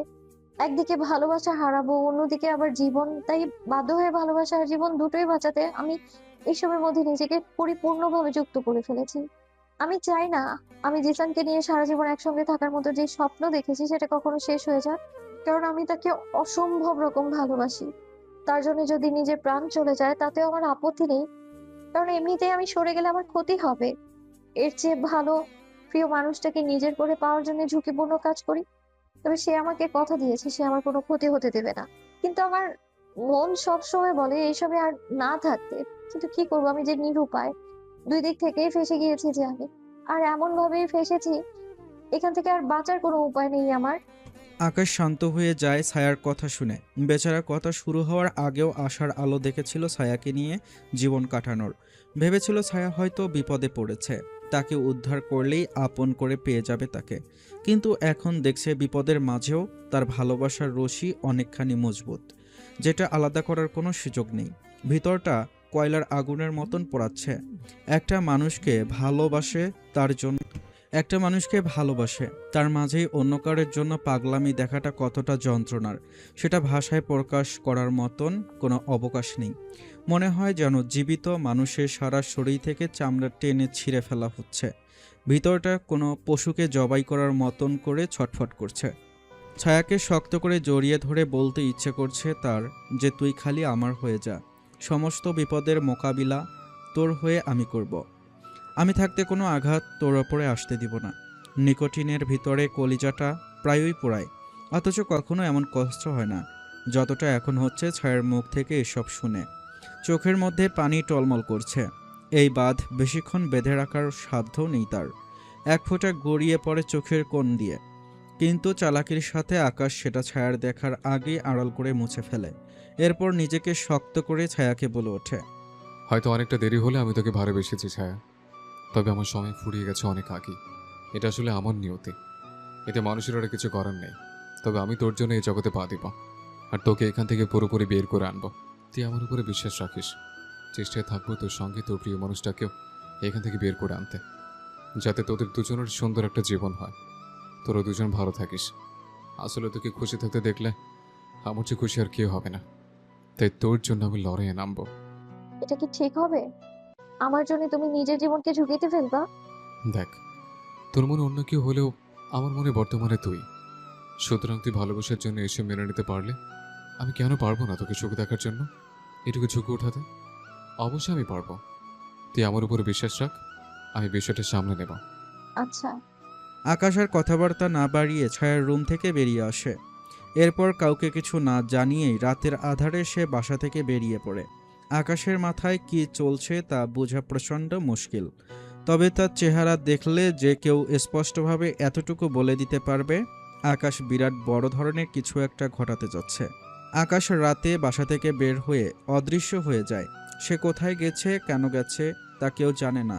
রাত পেরিয়ে চলেছে, কিন্তু সে এখনো ফিরে আসেনি। ছায়া রুম থেকে বাহিরে বের হয়ে দেখে আকাশের ঘর খালি। তখন এক মুহূর্তের জন্য সে একটা অদ্ভুত অনুভূতি আবিষ্কার করে। মনে হয় আকাশ সত্যিকার ভাবে এসবে জড়াবে বলেই এইভাবে সে কথা বলছিল। কিন্তু পরক্ষণেই নিজের ওপর রাগ হয় ছায়ার। তার কি দরকার ছিল এসব বলার? আকাশ যদি সত্যিই তার জীবনে ঝুঁকি নিতে নামে তাহলে কি হবে? ছায়া ভালো করেই জানে এই জগতে পা দিলে ফেরার কোনো পথ থাকে না। আর আকাশ তো এই জগতের কেউ না। ছায়া দরজার সামন থেকে এসে দাঁড়িয়ে থাকে কিছুক্ষণ, তারপর মনে মনে বলে, না, ওকে আমি জড়াতে দেবো না। আমার জন্য এত বড় বিপদের মুখে পড়ার কোনো মানেই হয় না। সে তো ভালোবাসে আমাকে, কিন্তু আমি তো তাকে ভালোবাসি না। তাহলে অযথা কেন সে আমার জন্য এত বড় বিপদে পড়বে? অপরদিকে আকাশ একটা ছায়ার আড়ালে দাঁড়িয়ে আছে, চোখ জোড়া রক্তলাল। সে জানে এখানে আসাটা ভয়ঙ্কর হতে পারে, কিন্তু এখন তার আর ফিরে যাওয়ার কোনো উপায় নেই। তার মাথায় অদ্ভুত সব চিন্তার বসবাস গড়ে উঠেছে। রাতের অন্ধকার যেন আরও গাঢ় হয়ে উঠেছে। আকাশ নিঃশব্দে এক জায়গায় দাঁড়িয়ে আছে। ঠান্ডা বাতাস শরীরে আশ্রে পড়লেও সে অনুভূতি শূন্য। আজ তার রক্ত ফুটছে। খানিক বাদে সে মোবাইল বের করে একটা নাম্বারে কল দেয়। সব ঠিক আছে? ওপাশ থেকে কণ্ঠ ভেসে আসে, হ্যাঁ ভাই, আমরা রেডি। বুঝলাম তোর রেডি, তবে তোদের এসবের মাঝে জড়ানোর কোনো দরকার নেই। তোরা আমার সাথে আছিস, এটাই অনেক। আমি একাই যা করার করব, কারণ এই লড়াইটা আমার একার। তোরা খালি আমাকে অনুসরণ করলেই হবে। আমি যদি একান্তই ফেসে যাই, তখন তোরা পারলে আমার জন্য কিছু করিস, আর তোদেরকে আমি ছোট্ট যে কাজটা দিয়েছে সেটা করলেই হবে। আচ্ছা। আকাশ ফোন কেটে হাঁটতে শুরু করে। তার গন্তব্য শহরের সবচেয়ে কুখ্যাত মাফিয়া ডোরাগুলোর একটা। আজ সে এমন কিছু করতে চায় যাতে পুরো অপরাধ জগতের মানুষেরা তার নাম মুখে মুখে আওড়াবে। 1 ঘন্টা পর পুরনো একটা শিপ ইয়ার্ড, চারপাশে বড় বড় কন্টেনার, জং ধরা লোহা আর বাতাসে কেমন একটা পোড়া গন্ধ। এই জায়গাটাই শহরের মাফিয়া রকি ভাই আর তার গ্যাংয়ের ডেরা। মাদকের চালান এখান থেকে সরানো হয়। আকাশ একবার চরপাশ দেখে নেয়। আশেপাশে ওর লোকগুলোও ছড়িয়ে ছিটিয়ে পজিশন নিয়ে নিয়েছে। এখন শুধু অপেক্ষা সঠিক মুহূর্তের। কিছু সময় বাদে সে ধীরে ধীরে গার্ডের দিকে এগিয়ে যায়। একজন গার্ড আকাশকে দেখে বিরক্তির ভঙ্গিমায় তাকে প্রশ্নের সম্মুখীন করে বসে। তুই এখানে কি করছিস? আকাশ ঠান্ডা চোখে তাকায়। মন চাচ্ছে এখনই ভায়োলেন্স হয়ে যেতে, তবে সে ঠান্ডা মাথায় প্রশ্নের উত্তর করে। রকির সাথে দেখা করতে এসছে। গার্ড প্রতি উত্তরে কিছু বলতে যাবে, ঠিক তখনই আকাশ হিংস্র হয়ে ওঠে। তার হাতে যেন এত কৈফিয়ত দেওয়ার সময় নেই, অথবা সে কৈফিয়ত দিতে চায় না। মুহূর্তের মাঝেই বিদ্যুৎ গতিতে হাত বাড়িয়ে তার মুখ চেপে ধরে, আর অন্য হাতে ব্লেড চালিয়ে দেয় তার গলায়। জায়গায় শব্দহীন এক মৃত্যু সূত্রপাত হয়। আকাশ নিজেই কিছুটা হতবাক হয় মানুষটার মৃত্যুতে, কারণ এমন পরিস্থিতিতে তার দ্বারা তৈরি হবে সেটা কল্পনায় ছিল না। তবুও মনের জেদ তাকে এই জায়গায় এনে দাঁড় করিয়ে দিয়েছে। শক্ত মনে এবার পকেট থেকে সিগারেট খাওয়ার লাইটারটা বের করে এক জায়গায় ছুঁড়ে মারে। পরক্ষণে শিপইয়ার্ডের একপাশে রাখা কন্টেনারে বিশাল এক বিস্ফোরণ হয়। আগুনের ফুলকি ছড়িয়ে পড়ে। স্থান পাতিয়ে রাখা জায়গার ভেতর থেকে লোকজন হুড়মুড় করে বেরিয়ে আসে। সেই সুযোগেই আকাশ ছায়ার মতো তাদের আড্ডার ভেতরে প্রবেশ করে। চারদিকে গুলি ছোড়ার আওয়াজ, চিৎকার, ধোয়ার আস্তরণ। আকাশ জানে ওর লোকজন পরিকল্পনা মতোই কাজ করছে। ভেতরে রকি ভাই নিজের কেবিনে বসেছিল। বিস্ফোরণের শব্দ শুনে উঠে দাঁড়ায় আর বলে ওঠে, কি হচ্ছে এটা? ওর কথা শেষ হওয়ার আগেই দরজা ভেঙে ভেতরে ঢোকে আকাশ। রকি কিছুটা আশ্চর্য হয় আকাশকে দেখে। তার ভাষ্যমতে এত সহজে এখান অবধি আসা কারোর পক্ষে সম্ভব নয়। সে কারণেই আকাশকে দেখে সে চমকে উঠেছে। রকিকে আরও আশ্চর্য করে দিয়ে আকাশ বলে ওঠে, আজ রাতে সব বদলে যাবে রকি। রকি বন্দুক তুলতে যাবে নিজের রক্ষার্থে, কিন্তু আকাশ এর আগেই রকির সামনে থাকা টেবিল ওপরে লাফিয়ে উঠে তাক করে গুলি চালিয়ে দেয়। বুলেট সরাসরি ওর হাঁটুতে গিয়ে লাগে। রকি চিৎকার করে মাটিতে পড়ে যায়। কে তুই? রকি কাতরাতে কাতরাতে বলে। আকাশ ঠান্ডা গলায় হেসে বলে ওঠে, আমি সে ছায়া, যে অন্ধকারে আগুন ধরিয়ে দেবে। এই কথা বলার কয়েক সেকেন্ড পরেই আকাশ রকিকে সম্পূর্ণ শেষ করে দিয়ে তার কাছে থাকা মোবাইলটা হাতে তুলে নেয়। তারপর ক্যামেরা অন করে রেকর্ড চালু করে। শোনো রাখো, শহরের সব মাফিয়ারা আজ রাত থেকে এই জায়গার মালিক বদলে গেছে। রকি ভাই শেষ, এবার আমি মালিক ওখানের, কারণ নজর যাতে এই জায়গার উপরে না পড়ে।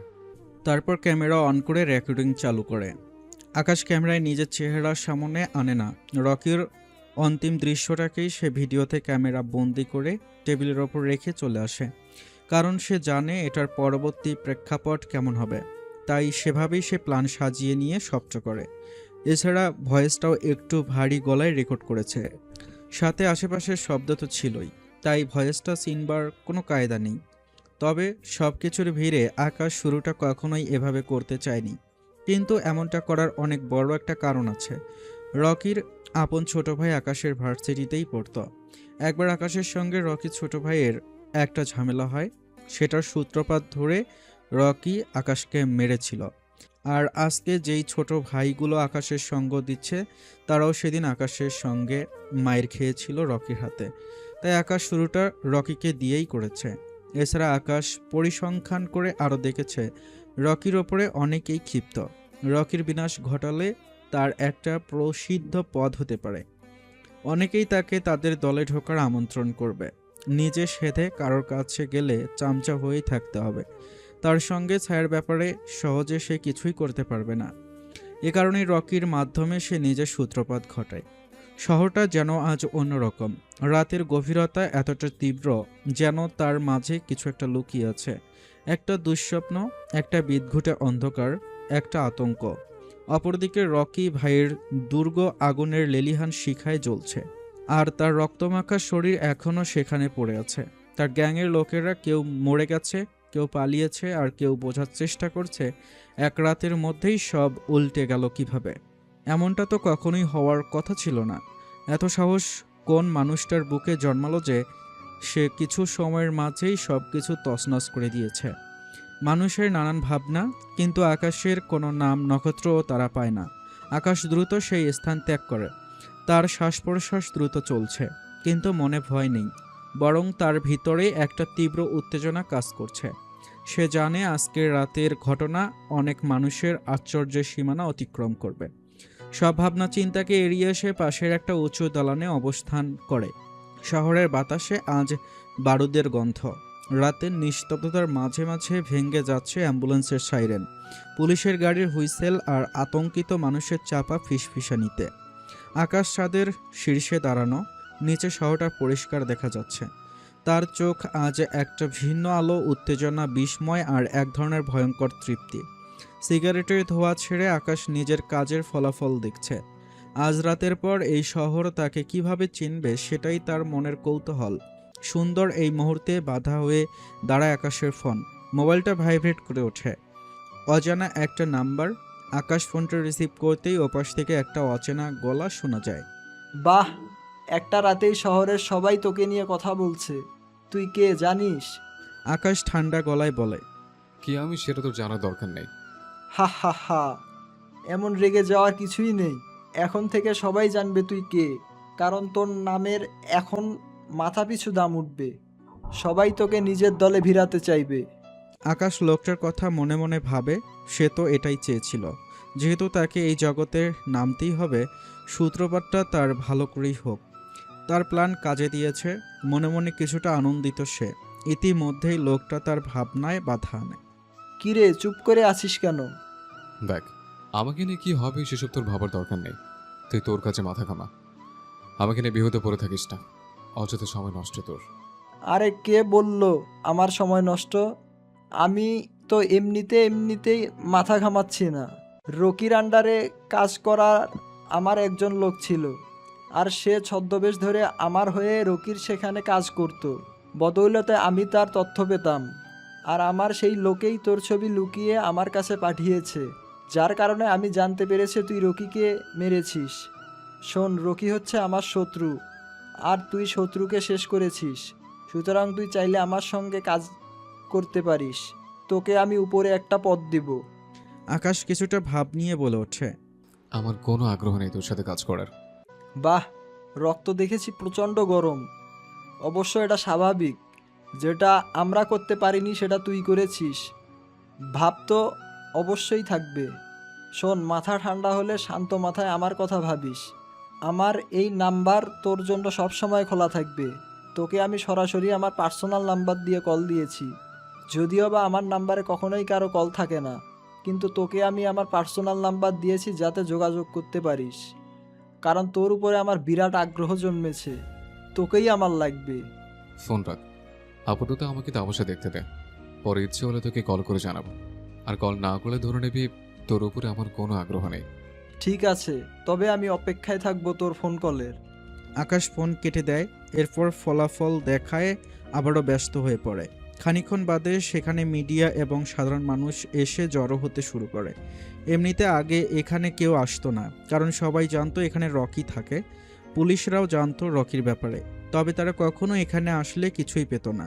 পুলিশ আসার আগেই রকি উধাও হয়ে যেত এবং সমস্ত অবৈধ কাজকর্ম বন্ধ হয়ে যেত, কারণ পুলিশ আসার আগেই রকি তার টাকা খাওয়া পুলিশের মাধ্যমে খবর পেয়ে যেত।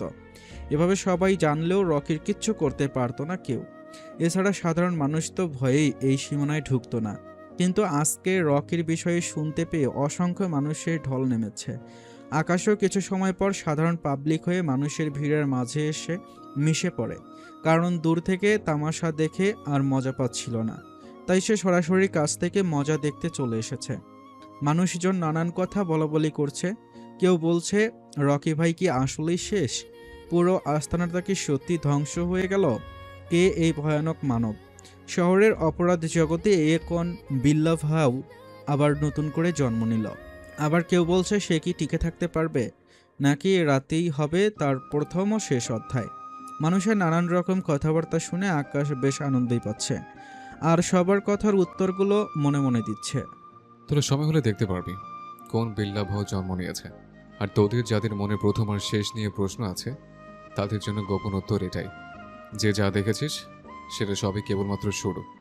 এখনো বহু ধামাকা দেখানো বাকি আছে তোদের। সময় হোক, ধীরে ধীরে আমার সব ধামাকে তোরা দেখতে পাবি। আজকের জন্য শুধুমাত্র এইটুকুই। তবে তোদের কৌতূহল নিয়ে আলোচনা এখন থামবে না, সেটা আমার ভালো করেই জানা। কারণ তোর এই দৃশ্য দেখছিস শুটিং শেষে, কৌতূহল তো থাকবে। আর আমি দেখেছি সরাসরি লাইভে ক্লাইম্যাক্স, কারণ এই শুটিংয়ের ডিরেক্টর যে আমি নিজেই। সুতরাং তোরা নিজেদের মধ্যে সমালোচনা চালু রাখ, আমি চললাম। আকাশ সেই স্থান ত্যাগ করে বাসার উদ্দেশ্যে রওনা হয়। সকালের আলো এখনও ঠিক মতন ফোটে নাই। ছায়া ছাদের রেলিংয়ের পাশে দাঁড়িয়ে আছে। তার মাথার মধ্যে শুধু একটাই ভাবনা, আকাশ কোথায়। আর অপেক্ষাটাও যেন আকাশের জন্য করছে। কিছু সময়ের মাঝেই আকাশের আগমন ঘটে। ছায়া মুখ ভর্তি টেনশন নিয়ে আকাশের কাছে গিয়ে প্রশ্নের থলি খুলে বসে। কোথায় গিয়েছিলে তুমি? আকাশ কোনো উত্তর না দিয়ে অদ্ভুতভাবে ছায়াকে কাছে টেনে হাতটা ধরে। যদিও মনোভাব তার অন্যরকম, কিন্তু সে এতটা বেহায়া হতে চায় না, তাই সে হাত ধরা পর্যন্তই সীমাবদ্ধ। আর এটাও সে করতো না যদি না সে ছায়ার চেহারায় দুশ্চিন্তা না দেখত। পরিস্থিতি বিবেচনা করেই সে ছায়ার হাত ধরেছে। ছায়াও কোনো প্রকার আপত্তি করে না, তবে খানিক বাদেই সে তার প্রশ্নর থলি থেকে আরেকটা প্রশ্ন বের করে বসে। তুমি এই রকিকে মেরেছো তাই না? একটা ভিডিও তুমুল আকারে ভাইরাল হয়েছে। সেখানে ভয়েসটা পরিষ্কারভাবে বুঝতে না পারলেও 2-1% আমি তোমার কণ্ঠের সঙ্গে মিল পেয়েছি। তাছাড়া সবচেয়ে বড় বিষয় হচ্ছে তুমি আজ রাতে অদ্ভুতভাবে বাড়ি থেকে বেরিয়েছো। আর অদ্ভুতভাবে আজকেই রাতে মানে রকির মতো পাওয়ারফুল একজন লোকের ভয়ানক মৃত্যু হয়েছে। এই বিষয়টা বিবেচনা করলে অনেকটুকু তোমার উপরেই সন্দেহ হচ্ছে আমার। সত্যি করে বলো, তুমি কি রকি ভাইকে মেরেছো? আকাশ ছায়ার কথার উত্তরে রহস্যময়ী ভাবে হাসি দিয়ে বলে ওঠে। না। ছায়ার কাছে আকাশের উত্তরটা অনেকখানি এলোমেলো মনে হয় যেন কথার মধ্যে লুকিয়ে আছে গভীর কোনো রহস্য। এই মানুষটাকে সে চেনে। এমন রহস্যময়ী হাসি আকাশের মুখ থেকে আগে কখনো দেখেনি সে। তার উপরে আজ রাতের সেই বেরিয়েছে। আর আজ রাতেই রকির ডেরা পুরো তছনছ। সাথে রকিও মৃত্যুর চৌকাঠে কদম ফেলেছে। এমন গভীর কাকতালীয়তাভাবে কিভাবে হতে পারে? অন্যদিকে আকাশ তো এতটাও বিচক্ষণ নয় এই জগতে। সে যে রকির মতন পাওয়ারফুল লোককে এত সহজেই জীবনের সমাপ্তিতে পৌঁছে দিবে, এ কেমন গোলকধাঁধা। কেন এত এলোমেলো রকি আর আকাশের বিষয়গুলো? কেন মনে হচ্ছে সব মিলে যাচ্ছে, আবার কেন মনে হচ্ছে দুজনের বিষয়টাতে সব কিছুই অমিল। ছায়ার ভাবনার জগৎ যেন শেষ হচ্ছে না, ক্রমাগত বাড়িয়েই যাচ্ছে ভাবনার জগৎ। আকাশের ডাকে ভাবনার জগতের অবসান ঘটে ছায়ার। আর কিছু বলবি ছায়া? তুমি সত্যি কিছু করনি তো? না বললাম তো, আমার ভিতরে থাকা আবেগ এতটা মজবুত নয় যে আমি রকির মতন মানুষকে এত সহজে শেষ করে ফেলবো। হ্যাঁ, আমি সিদ্ধান্ত নিয়েছি তোর জন্য নিজের জীবন ঝুঁকিতে ফেলবো, কিন্তু তার মানে এটা নয় রকির মতন লোককে আমি দানবের মতন গিয়ে কিছু সময়ের মধ্যেই শেষ করে দেব। এটা আমার জন্য অকল্পনীয় একটা চিন্তা। একটা কথা বলবো? বল। কিছু মনে করো না প্লিজ। কি মনে করবো আমি আবার? না মানে আমাকে বেহায়া মনে হতে পারে তোমার। আরে বলতো, কি বলবি? এত অনুমতির কি আছে? আচ্ছা বলছি, আমি আসলে তোমায় একটু স্পর্শ করতে চাই। আকাশের শরীরে শিহরণের জন্ম নেয় ছায়ার কথা শুনে। হুট করে ছায়ার এমন কথায় আকাশ থমকে ওঠে। ছায়ার মুখ থেকে বর্তমান সময়ে কখনোই সে এমন কথা আশা করেনি, তাই সে নির্বাক হয়ে ছায়ার দিকে তাকিয়ে থাকে। অপরদিকে ছায়া বুঝতে পারে আকাশ একটু হিমশিম খেয়েছে তার কথায়, তবুও সে সেসবকে উপেক্ষা করে বলে ওঠে। তুমি না আমায় পছন্দ করো, তাহলে এত হিমশিম কেন? না মানে আরে এত অবাক হওয়ার কিছু নেই। আমি তোমাকে অস্বস্তিকর পরিস্থিতিতে ফেলবো না, টেনশন করো না। আচ্ছা। ছায়া আকাশের বুকের মধ্যে হাত রাখে।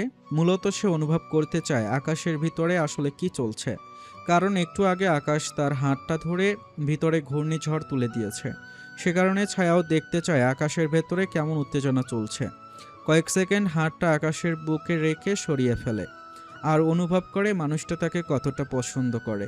তবে এতে তার কিছুই করার নেই, কারণ তার মন জিসানের নিকট। শুধুমাত্র নিছক এক আকর্ষণ থেকে সে এমনটা করেছে। হাতটা সরিয়ে ফেলার পর সে আকাশকে বলে ওঠে। এত রাতে কোথায় গিয়েছিলে? সেই উত্তর যে দিলে না তুমি আমায়। ছায়া, আমি তোর জন্য এতটা স্পেশাল নয় যে সব প্রশ্নের উত্তর তোর জানতে হবে। তবুও বলছি, নিজের একটা পার্সোনাল কাজে গিয়েছিলাম। ঠিক আছে যাও, রুমে গিয়ে বিশ্রাম নাও, সারা রাত তো আর ঘুমাওনি। আকাশ কিছু না বলে চলে আসে। রাত পেরিয়ে পুরোপুরি সকাল। শহরের বাতাসে আজ অন্যরকম একটা কাঁপুনি। শহরে পুলিশের ওয়ারলেসের শব্দ আর টিভি চ্যানেলগুলো এক একটা আগুনে ভরা রকির ডেরা উড়িয়ে দেওয়া হয়েছে। কিছু লাশ এখনও শনাক্ত করা যাচ্ছে না, ঘটনাস্থলে 4-5টা মৃতদেহ। একজনের মাথা পাওয়া গেছে, কিন্তু দেহ খুঁজে পাওয়া যাচ্ছে না। একটা লোক একা ঢুকে সব শেষ করে দিয়ে গেছে। আইসোলেটেড অপারেশন, খুব প্রফেশনাল। কোথাও একটা ক্লু নেই। মূলত আকাশ চলে আসার পরক্ষণে সেখানে থাকা পেট্রোল ড্রাম থেকে একটা বিস্ফোরণ ঘটে। সেটা মূলত আকাশ করেছে লাইটার ছুঁড়ে মেরে, যাতে করে আতঙ্কের মাত্রাটা আরও বৃদ্ধি পায়। আকাশ এসব কাণ্ড ঘটিয়ে শান্ত মাথায় নিজের বাসায় অবস্থান করছে, কিন্তু এসবের মাঝে একটা নাম ফিস ফিস করে বাতাসে ভেসে বেড়াচ্ছে, বিল্লা ভাউ। কিন্তু কেউ জানে না এই নামটার পেছনে লুকিয়ে আছে অন্ধকারের নতুন এক কাহিনী। এই নামটা এখনও পুলিশের ফাইলের পাতায় নেই, এই নামটা এখনও কোনো ডনের রাডারে পড়েনি, কিন্তু সেই নামটা এখন থেকে শহরের ছায়ায় গর্জন করতে শুরু করেছে। পরবর্তী 24 ঘন্টা না যেতেই শহরের গ্যাং ওয়ার্ল্ডে আগুন লেগে যায়। রকির পতনে যে জায়গাটা খালি হয়েছে সেটা দখল করতে চাইছে অনেকে, কিন্তু কেউই জানে না আকাশ কার পক্ষে। আকাশ কারোর জন্য নয়, সে একমাত্র নিজের জন্য। কিন্তু সাহসে কুলোয় না অনেকের এই ইচ্ছেটাই বাস্তবায়ন করতে, কারণ এই বিল্লা ভাউ কে, কি তার পরিচয় কেউ জানে না। যেখানে রকির মতন লোককে গিলে ফেলেছে সেখানে তাদেরকে আস্ত রাখবে কিনা সেই ভয়ে অনেকেই পিছিয়ে আছে এখন। তবে এটা সর্বক্ষেত্রেই সত্যি, নতুন কারো আগমন ঘটে গেছে এই অন্ধকার দুনিয়ায়। পরবর্তী কি ঘটতে যাচ্ছে কারোর কোনো ধারণা নেই, তবে সময়ের সাথে সাথে সবাই জানতে পেরে যাবে কি ঘটেছে। গতরাতে নিশীথের নেশা, অর্থাৎ রাতের নেশার এক ঝলক মাত্র শুরুটা দেখিয়েছে। এই নেশা কোথায় গিয়ে থামবে তা আকাশের নিজেরও জানা নেই। আকাশ রুমের জানালার ধারে দাঁড়িয়ে বাহিরের দিকে চোখ রাখে। মনের ভিতরে চলছে সামনের সমস্ত পরিকল্পনা। একজন মানুষের জন্য গড়া একপাটি ভালোবাসা, যেটা ধীরে ধীরে ভয়ঙ্কর রূপ নিচ্ছে। পরবর্তী প্ল্যান সাজিয়ে আকাশ বিছানায় গিয়ে শুয়ে পড়ে। দুপুরে খানিকটা পরেই উঠে ঘুম থাকে। বলতে গেলে আর একটু পরেই বিকেল ঘনিয়ে আসবে। খাওয়া দাওয়া শেষ করে রুমে শুয়ে অপেক্ষা করছে ঠিক সঠিক সময়ের সমাপ্তি ঘটে মাগরিব হতেই। সে বেরিয়ে পড়ে নতুন লক্ষ্যে। আজকের কাজ তার জিসানের সঙ্গে দেখা করা। অল্প সময়ের মাঝেই সে জিসানের খোঁজ বের করে ফেলে। সে কিছু ব্যাখ্যা জানতে চায় জিসানের নিকট। অপরদিকে ছায়া এখনও জানে না ভালোবাসার নামে যাকে সে এতদিন আঁকড়ে ধরে রেখেছে সে মানুষটা আসলে ঠিক কী খেলায় মেতেছে। আকাশ তার হয়ে সেই প্রশ্নের উত্তরটুকুই জানতে চায়। জিসানের তথ্য বের করার পর সে সরাসরি জিসানের নিকট চলে যায়। রাত 8টা। শহরের এক কোনায় পরিত্যক্ত রেললাইনের পাশে একটা লোকের সাথে জিসান কথা বলতে এসেছে। ঝিঝি পোকার আওয়াজ মাঝে মাঝে দূর থেকে ভেসে আসছে, সাথে পথে থাকা কুকুরের হালকা ঘেউ ঘেউ। জায়গাটা বেশি একটা আলো নেই, খানিকটা দূরে একটা ভাঙ্গা আলো জ্বলে আর নিভে। তবে মানুষের খানিকটা আনাগোনা আছে, কারণ জায়গাটায় নেশাদ্রব্য বিক্রয় করা হয়। কিছু মানুষ এই পরিত্যক্ত জায়গাটায় নিজের অবৈধ বেচা কেনা দিব্যি চালিয়ে যাচ্ছে। আকাশ জিসানের সামনে গিয়ে দাঁড়ায়। জিসান কিছুটা আশ্চর্য হয়ে আকাশের এমন অদ্ভুতভাবে আগমনে সঙ্গে সঙ্গে প্রশ্নের রেখা টেনে বসে। এই বেটা, কে তুই? আমি কি সেটা জেনে তোর কাজ নেই, তবে আমি এসেছি তোর সঙ্গে কিছু কথা বলতে। তোর সাথে আমার আবার কিসের কথা? যা গিয়ে নিজের কাজ কর, আর আমাকে আমার কাজ করতে দে। কেন, তুই কি এলিয়েন নাকি যে তোর সঙ্গে কথা বলা যাবে না? দেখ, আমার মাথা খারাপ করিস না। এমনিতেই তুই আমাকে চমকে দিয়েছিস হুট করে সামনে এসে, তার উপরে অযথা এখন প্যারা দিচ্ছিস। ভাই, তোর কাছে অনুরোধ, আমাকে আমার কাজ করতে দে, আর তুই গিয়ে নিজের কাজ কর। আমি আমার কাজই করছি স্যার, তোর সাথে কথা বলে আপাতত আমার কাজ। তুই দেখছি বড্ড ঝামেলার লোক। আচ্ছা বল, কি বলবি? তুই আসলে কি চাস সত্যি করে বলতো? কি চাই মানে? না মানে তুই আসলে ছায়াকে নিয়ে কি ভাবিস? মেয়েটা তোকে এত ভালোবাসে আর তুই তাকে কিছু বাজে বাজে কাজের সঙ্গে জড়িয়ে রেখেছিস, তাই আসলে জানতে চাচ্ছি কি চাস তুই। এই, কে তুই? আর ছায়ার ব্যাপারে তুই কিভাবে জানিস? তোর এত প্রশ্নের উত্তর আমি দিতে পারবো না। আমি যেটা জানতে এসেছি সেটার উত্তর দে খালি। এই বেটা, তোর তো দেখছি বিরাট দেমাগ। তুই কি জানিস তুই আসলে কার সাথে দেমাগ দেখাচ্ছিস? আর আমি চাইলে এখন তোর কি হাল করতে পারি? জীবিত থেকে কয়েক মুহূর্তের মধ্যেই তোকে মৃত লাশ বানিয়ে দেওয়ার ক্ষমতা কিন্তু আমার আছে। সুতরাং আমাকে বাধ্য করিস না খারাপ রূপটা সামনে আনতে।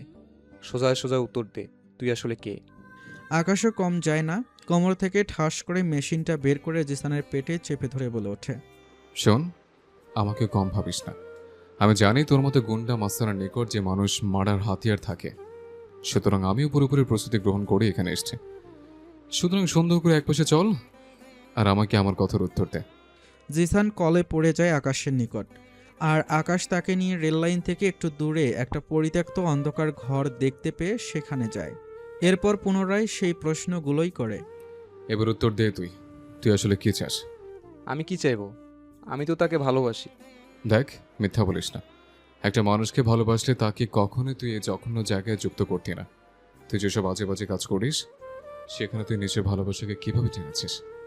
এটা তো ভালোবাসা হতে পারে না। সত্যিটা কি আমায় বল। আমি সত্যিই তাকে ভালোবাসি, আর আমি পরিস্থিতির শিকার হয়ে তাকে এসবে জড়িয়েছি। জিসান, আমি গোলটা বলে বুঝাস না। এমন কোনো খারাপ পরিস্থিতি মানুষের নাই যে নিজের প্রেমিকাকে মানুষ মারার কাজে লাগাতে পারে। অতএব সত্যি বল, সত্যিতেই কিন্তু তোর মুক্তি মিলবে। আমি কিন্তু তোর বিষয়ে জেনেই এখানে এসেছি তোকে প্রশ্ন করতে। আর আমি এটাও জানি তোর অনেক পরিচিত মাফিয়াদের জগতে। সুতরাং এমন কোনো খারাপ পরিস্থিতি তোর তৈরি হয়নি যে ছায়াকে তোর এসবে নামাতে হয়েছে। দেখ, তুই আমার সময় নষ্ট করছিস জিসান। উত্তরগুলো সংক্ষেপে বলে ফেল, আমার কাজ আছে, যেতে হবে, দেরি করিস না। আসলে ছায়া আর আমি একটা ভালোবাসা সম্পর্কে রয়েছি, সেটা সত্যি। কিন্তু আমার ভেতরে ছায়াকে নিয়ে কোনো আকর্ষণ নেই। আমি শুধুমাত্র তাকে প্রেমের জালে ফাঁসিয়েছি নিজের স্বার্থের জন্য। আমাদের এই জগতে কিছু কাজের জন্য মেয়েরা একটু বেশি পারদর্শী। আমি চাইলেই টাকা দিয়ে অন্য মেয়েদের মাধ্যমে নিজের কাজ আদায় করে নিতে পারতাম, কিন্তু বিশ্বাসযোগ্য বলে একটা ব্যাপার আছে। টাকা দিয়ে কাজ করিয়ে সেই মেয়েদের থেকে আমি বিশ্বাসটা আমি পাবো না। সেটা নিজের প্রেমিকার থেকে পাওয়া যাবে ফ্রিতেই। তাই তাকে আমি ফাঁসিয়েছি নিজের কাজ উদ্ধার করার জন্য। আর আমার সর্বশেষ প্ল্যান ছিল তাকে সর্বোচ্চ ব্যবহার করা, শারীরিকভাবে এবং নিজের স্বার্থের জন্য। এরপর তার অপকর্মের রেকর্ডগুলো নিয়ে তাকে ভয় দেখিয়ে দূরে সরিয়ে দেওয়া। কারণ আমার পিছনে ছায়ার চেয়েও সুন্দরী মেয়েরা ঘোরাঘুরি করে, যদিও সব টাকার পাওয়ার। কিন্তু তারপরেও কেউ চাইবে না গোলাপ ফুল ছেড়ে জংলি ফুলের পিছনে ছুটতে। সুতরাং আমার পরিকল্পনা ছিল একটা নিরীহ চেহারার মেয়েকে নিয়ে যতটা সুবিধা আদায় করা যায়। তাই আমি ছায়ার সঙ্গে সমস্ত নাটক করেছি। নে এবার আমাকে ছেড়ে দে, আমি তোকে সব সত্যি বলে দিয়েছি। আকাশ দাঁড়িয়ে আছে অন্ধকারে। জিসানের সবটুকু কথা শুনে যতটা মেজাজ খারাপ হয়নি, তার চেয়ে বেশি খারাপ হয়েছে ছায়াকে শারীরিকভাবে ব্যবহার করতে চেয়েছে সেই কথা শুনে। মাথার রক্ত যেন আগ্নেয়গিরির লাভার ন্যায় টকবক করছে। প্ল্যান ছিল জিসানকে ক্ষতি না করার, কিন্তু রাগটা যেন নিয়ন্ত্রণ হারিয়েছে। কোমরের একপাশে গুজে রাখা প্রস্তুতি স্বরূপ রশির গোচ্ছাটা বের করে জিসানের হাতখানা পিছন থেকে বেঁধে দেয়। এরপর চুপচাপ হয়ে একটা সিগারেট জ্বালায়। নিকোটিনের ওপরে যেন রাগ মেটানোর কিছুটা প্রয়াস চলছে। এরপর ফোনের ফ্ল্যাশ অন করে জিসানের মুখের দিকে ধরে রাখে। সিগারেট টানছে আর জিসানের চেহারার দিকে অদ্ভুত দৃষ্টিতে তাকিয়ে আছে। সিগারেট শেষ হতেই জিসানের কলিজায় যেন বিপুল আকারে মোচড় দিয়ে ওঠে। চোখে অবিশ্বাস। সিগারেটটাই যেন অন্তিম একটা সমীকরণ ছিল জিসানের। আকাশের হাতে একটা ধারালো লোহার চেইন, চোখে এক অদ্ভুত শীতলতা, যেন সে অপেক্ষা করছে নিঃশব্দতার। জিসান কিছু বুঝে ওঠার আগেই আকাশ চেইনটা দিয়ে জিসানের গলায় ঠেসে ধরে। খানিক বাদে জিসানের গলা অর্ধেক হয়ে পিছন দিকে ঝুঁকে পড়ে। আকাশ জিসানের এক ভয়াবহ সমাপ্তি করে আরেকটা সিগারেট জ্বালিয়ে টানতে টানতে সেই অবস্থানটা ত্যাগ করে চলে যায়। একটা পরিত্যক্ত ঘরে নিশীথ রাতের নিঃশব্দে একটা নেশা জন্ম নেয়। নেশা রক্তের, নেশা ক্ষমতার, নেশা প্রতিশোধের। আর এখান থেকেই শুরু নিশীথের নেশা। রাত কেটে যায়। পরদিন খবর ছড়িয়ে পড়ে জিসান মৃত। তাকে কেউ গরুর মতন জবাই করে হত্যা করেছে, কিন্তু কোনো প্রমাণ নেই, আর না আছে খুনের কোনো চিহ্ন। ছায়ার নিকটও এই খবর পৌঁছে যায়। হিতাহিত জ্ঞান হারিয়ে বসেছে ছায়া। কি করবে সব তার ধারণার বাহিরে। এমন দুঃসংবাদ কোনো কালেই শোনার জন্য সে প্রস্তুত ছিল না। এমন নিষ্ঠুর পরিস্থিতিতে পড়ে চোখের পানিও যেন ফুরিয়ে এসেছে। এক পর্যায়ে সমস্ত কষ্ট যেন এক ভয়াবহ সিদ্ধান্তে পৌঁছে দেয় ছায়াকে। শপথ করে বসে অনিচ্ছায় পথচলা মাফিয়াদের জগতে সে এবার নিজ ইচ্ছায় ডুব দিবে। সেই সাথে জিসানের হত্যাকারীকে খুঁজে বের করে তার দেহের কয়েক শত টুকরো করে হিসেবটা বরাবর ভাবে মেটাবে। এই কঠিন সিদ্ধান্ত মনে পোষণ করে কাউকে কিছু না জানিয়ে ছায়া বাসা থেকে বেরিয়ে পড়ে নতুন এক সফরে। এই গল্পের দ্বিতীয় অংশে দেখতে পাবেন ছায়া এবং আকাশের মিল। সে পর্যন্ত সবাই অপেক্ষা করুন। এই গল্পটি ভালো লাগলে লাইক, কমেন্ট, সাবস্ক্রাইব, শেয়ার করুন। ধন্যবাদ সবাইকে। আল্লাহ হাফেজ।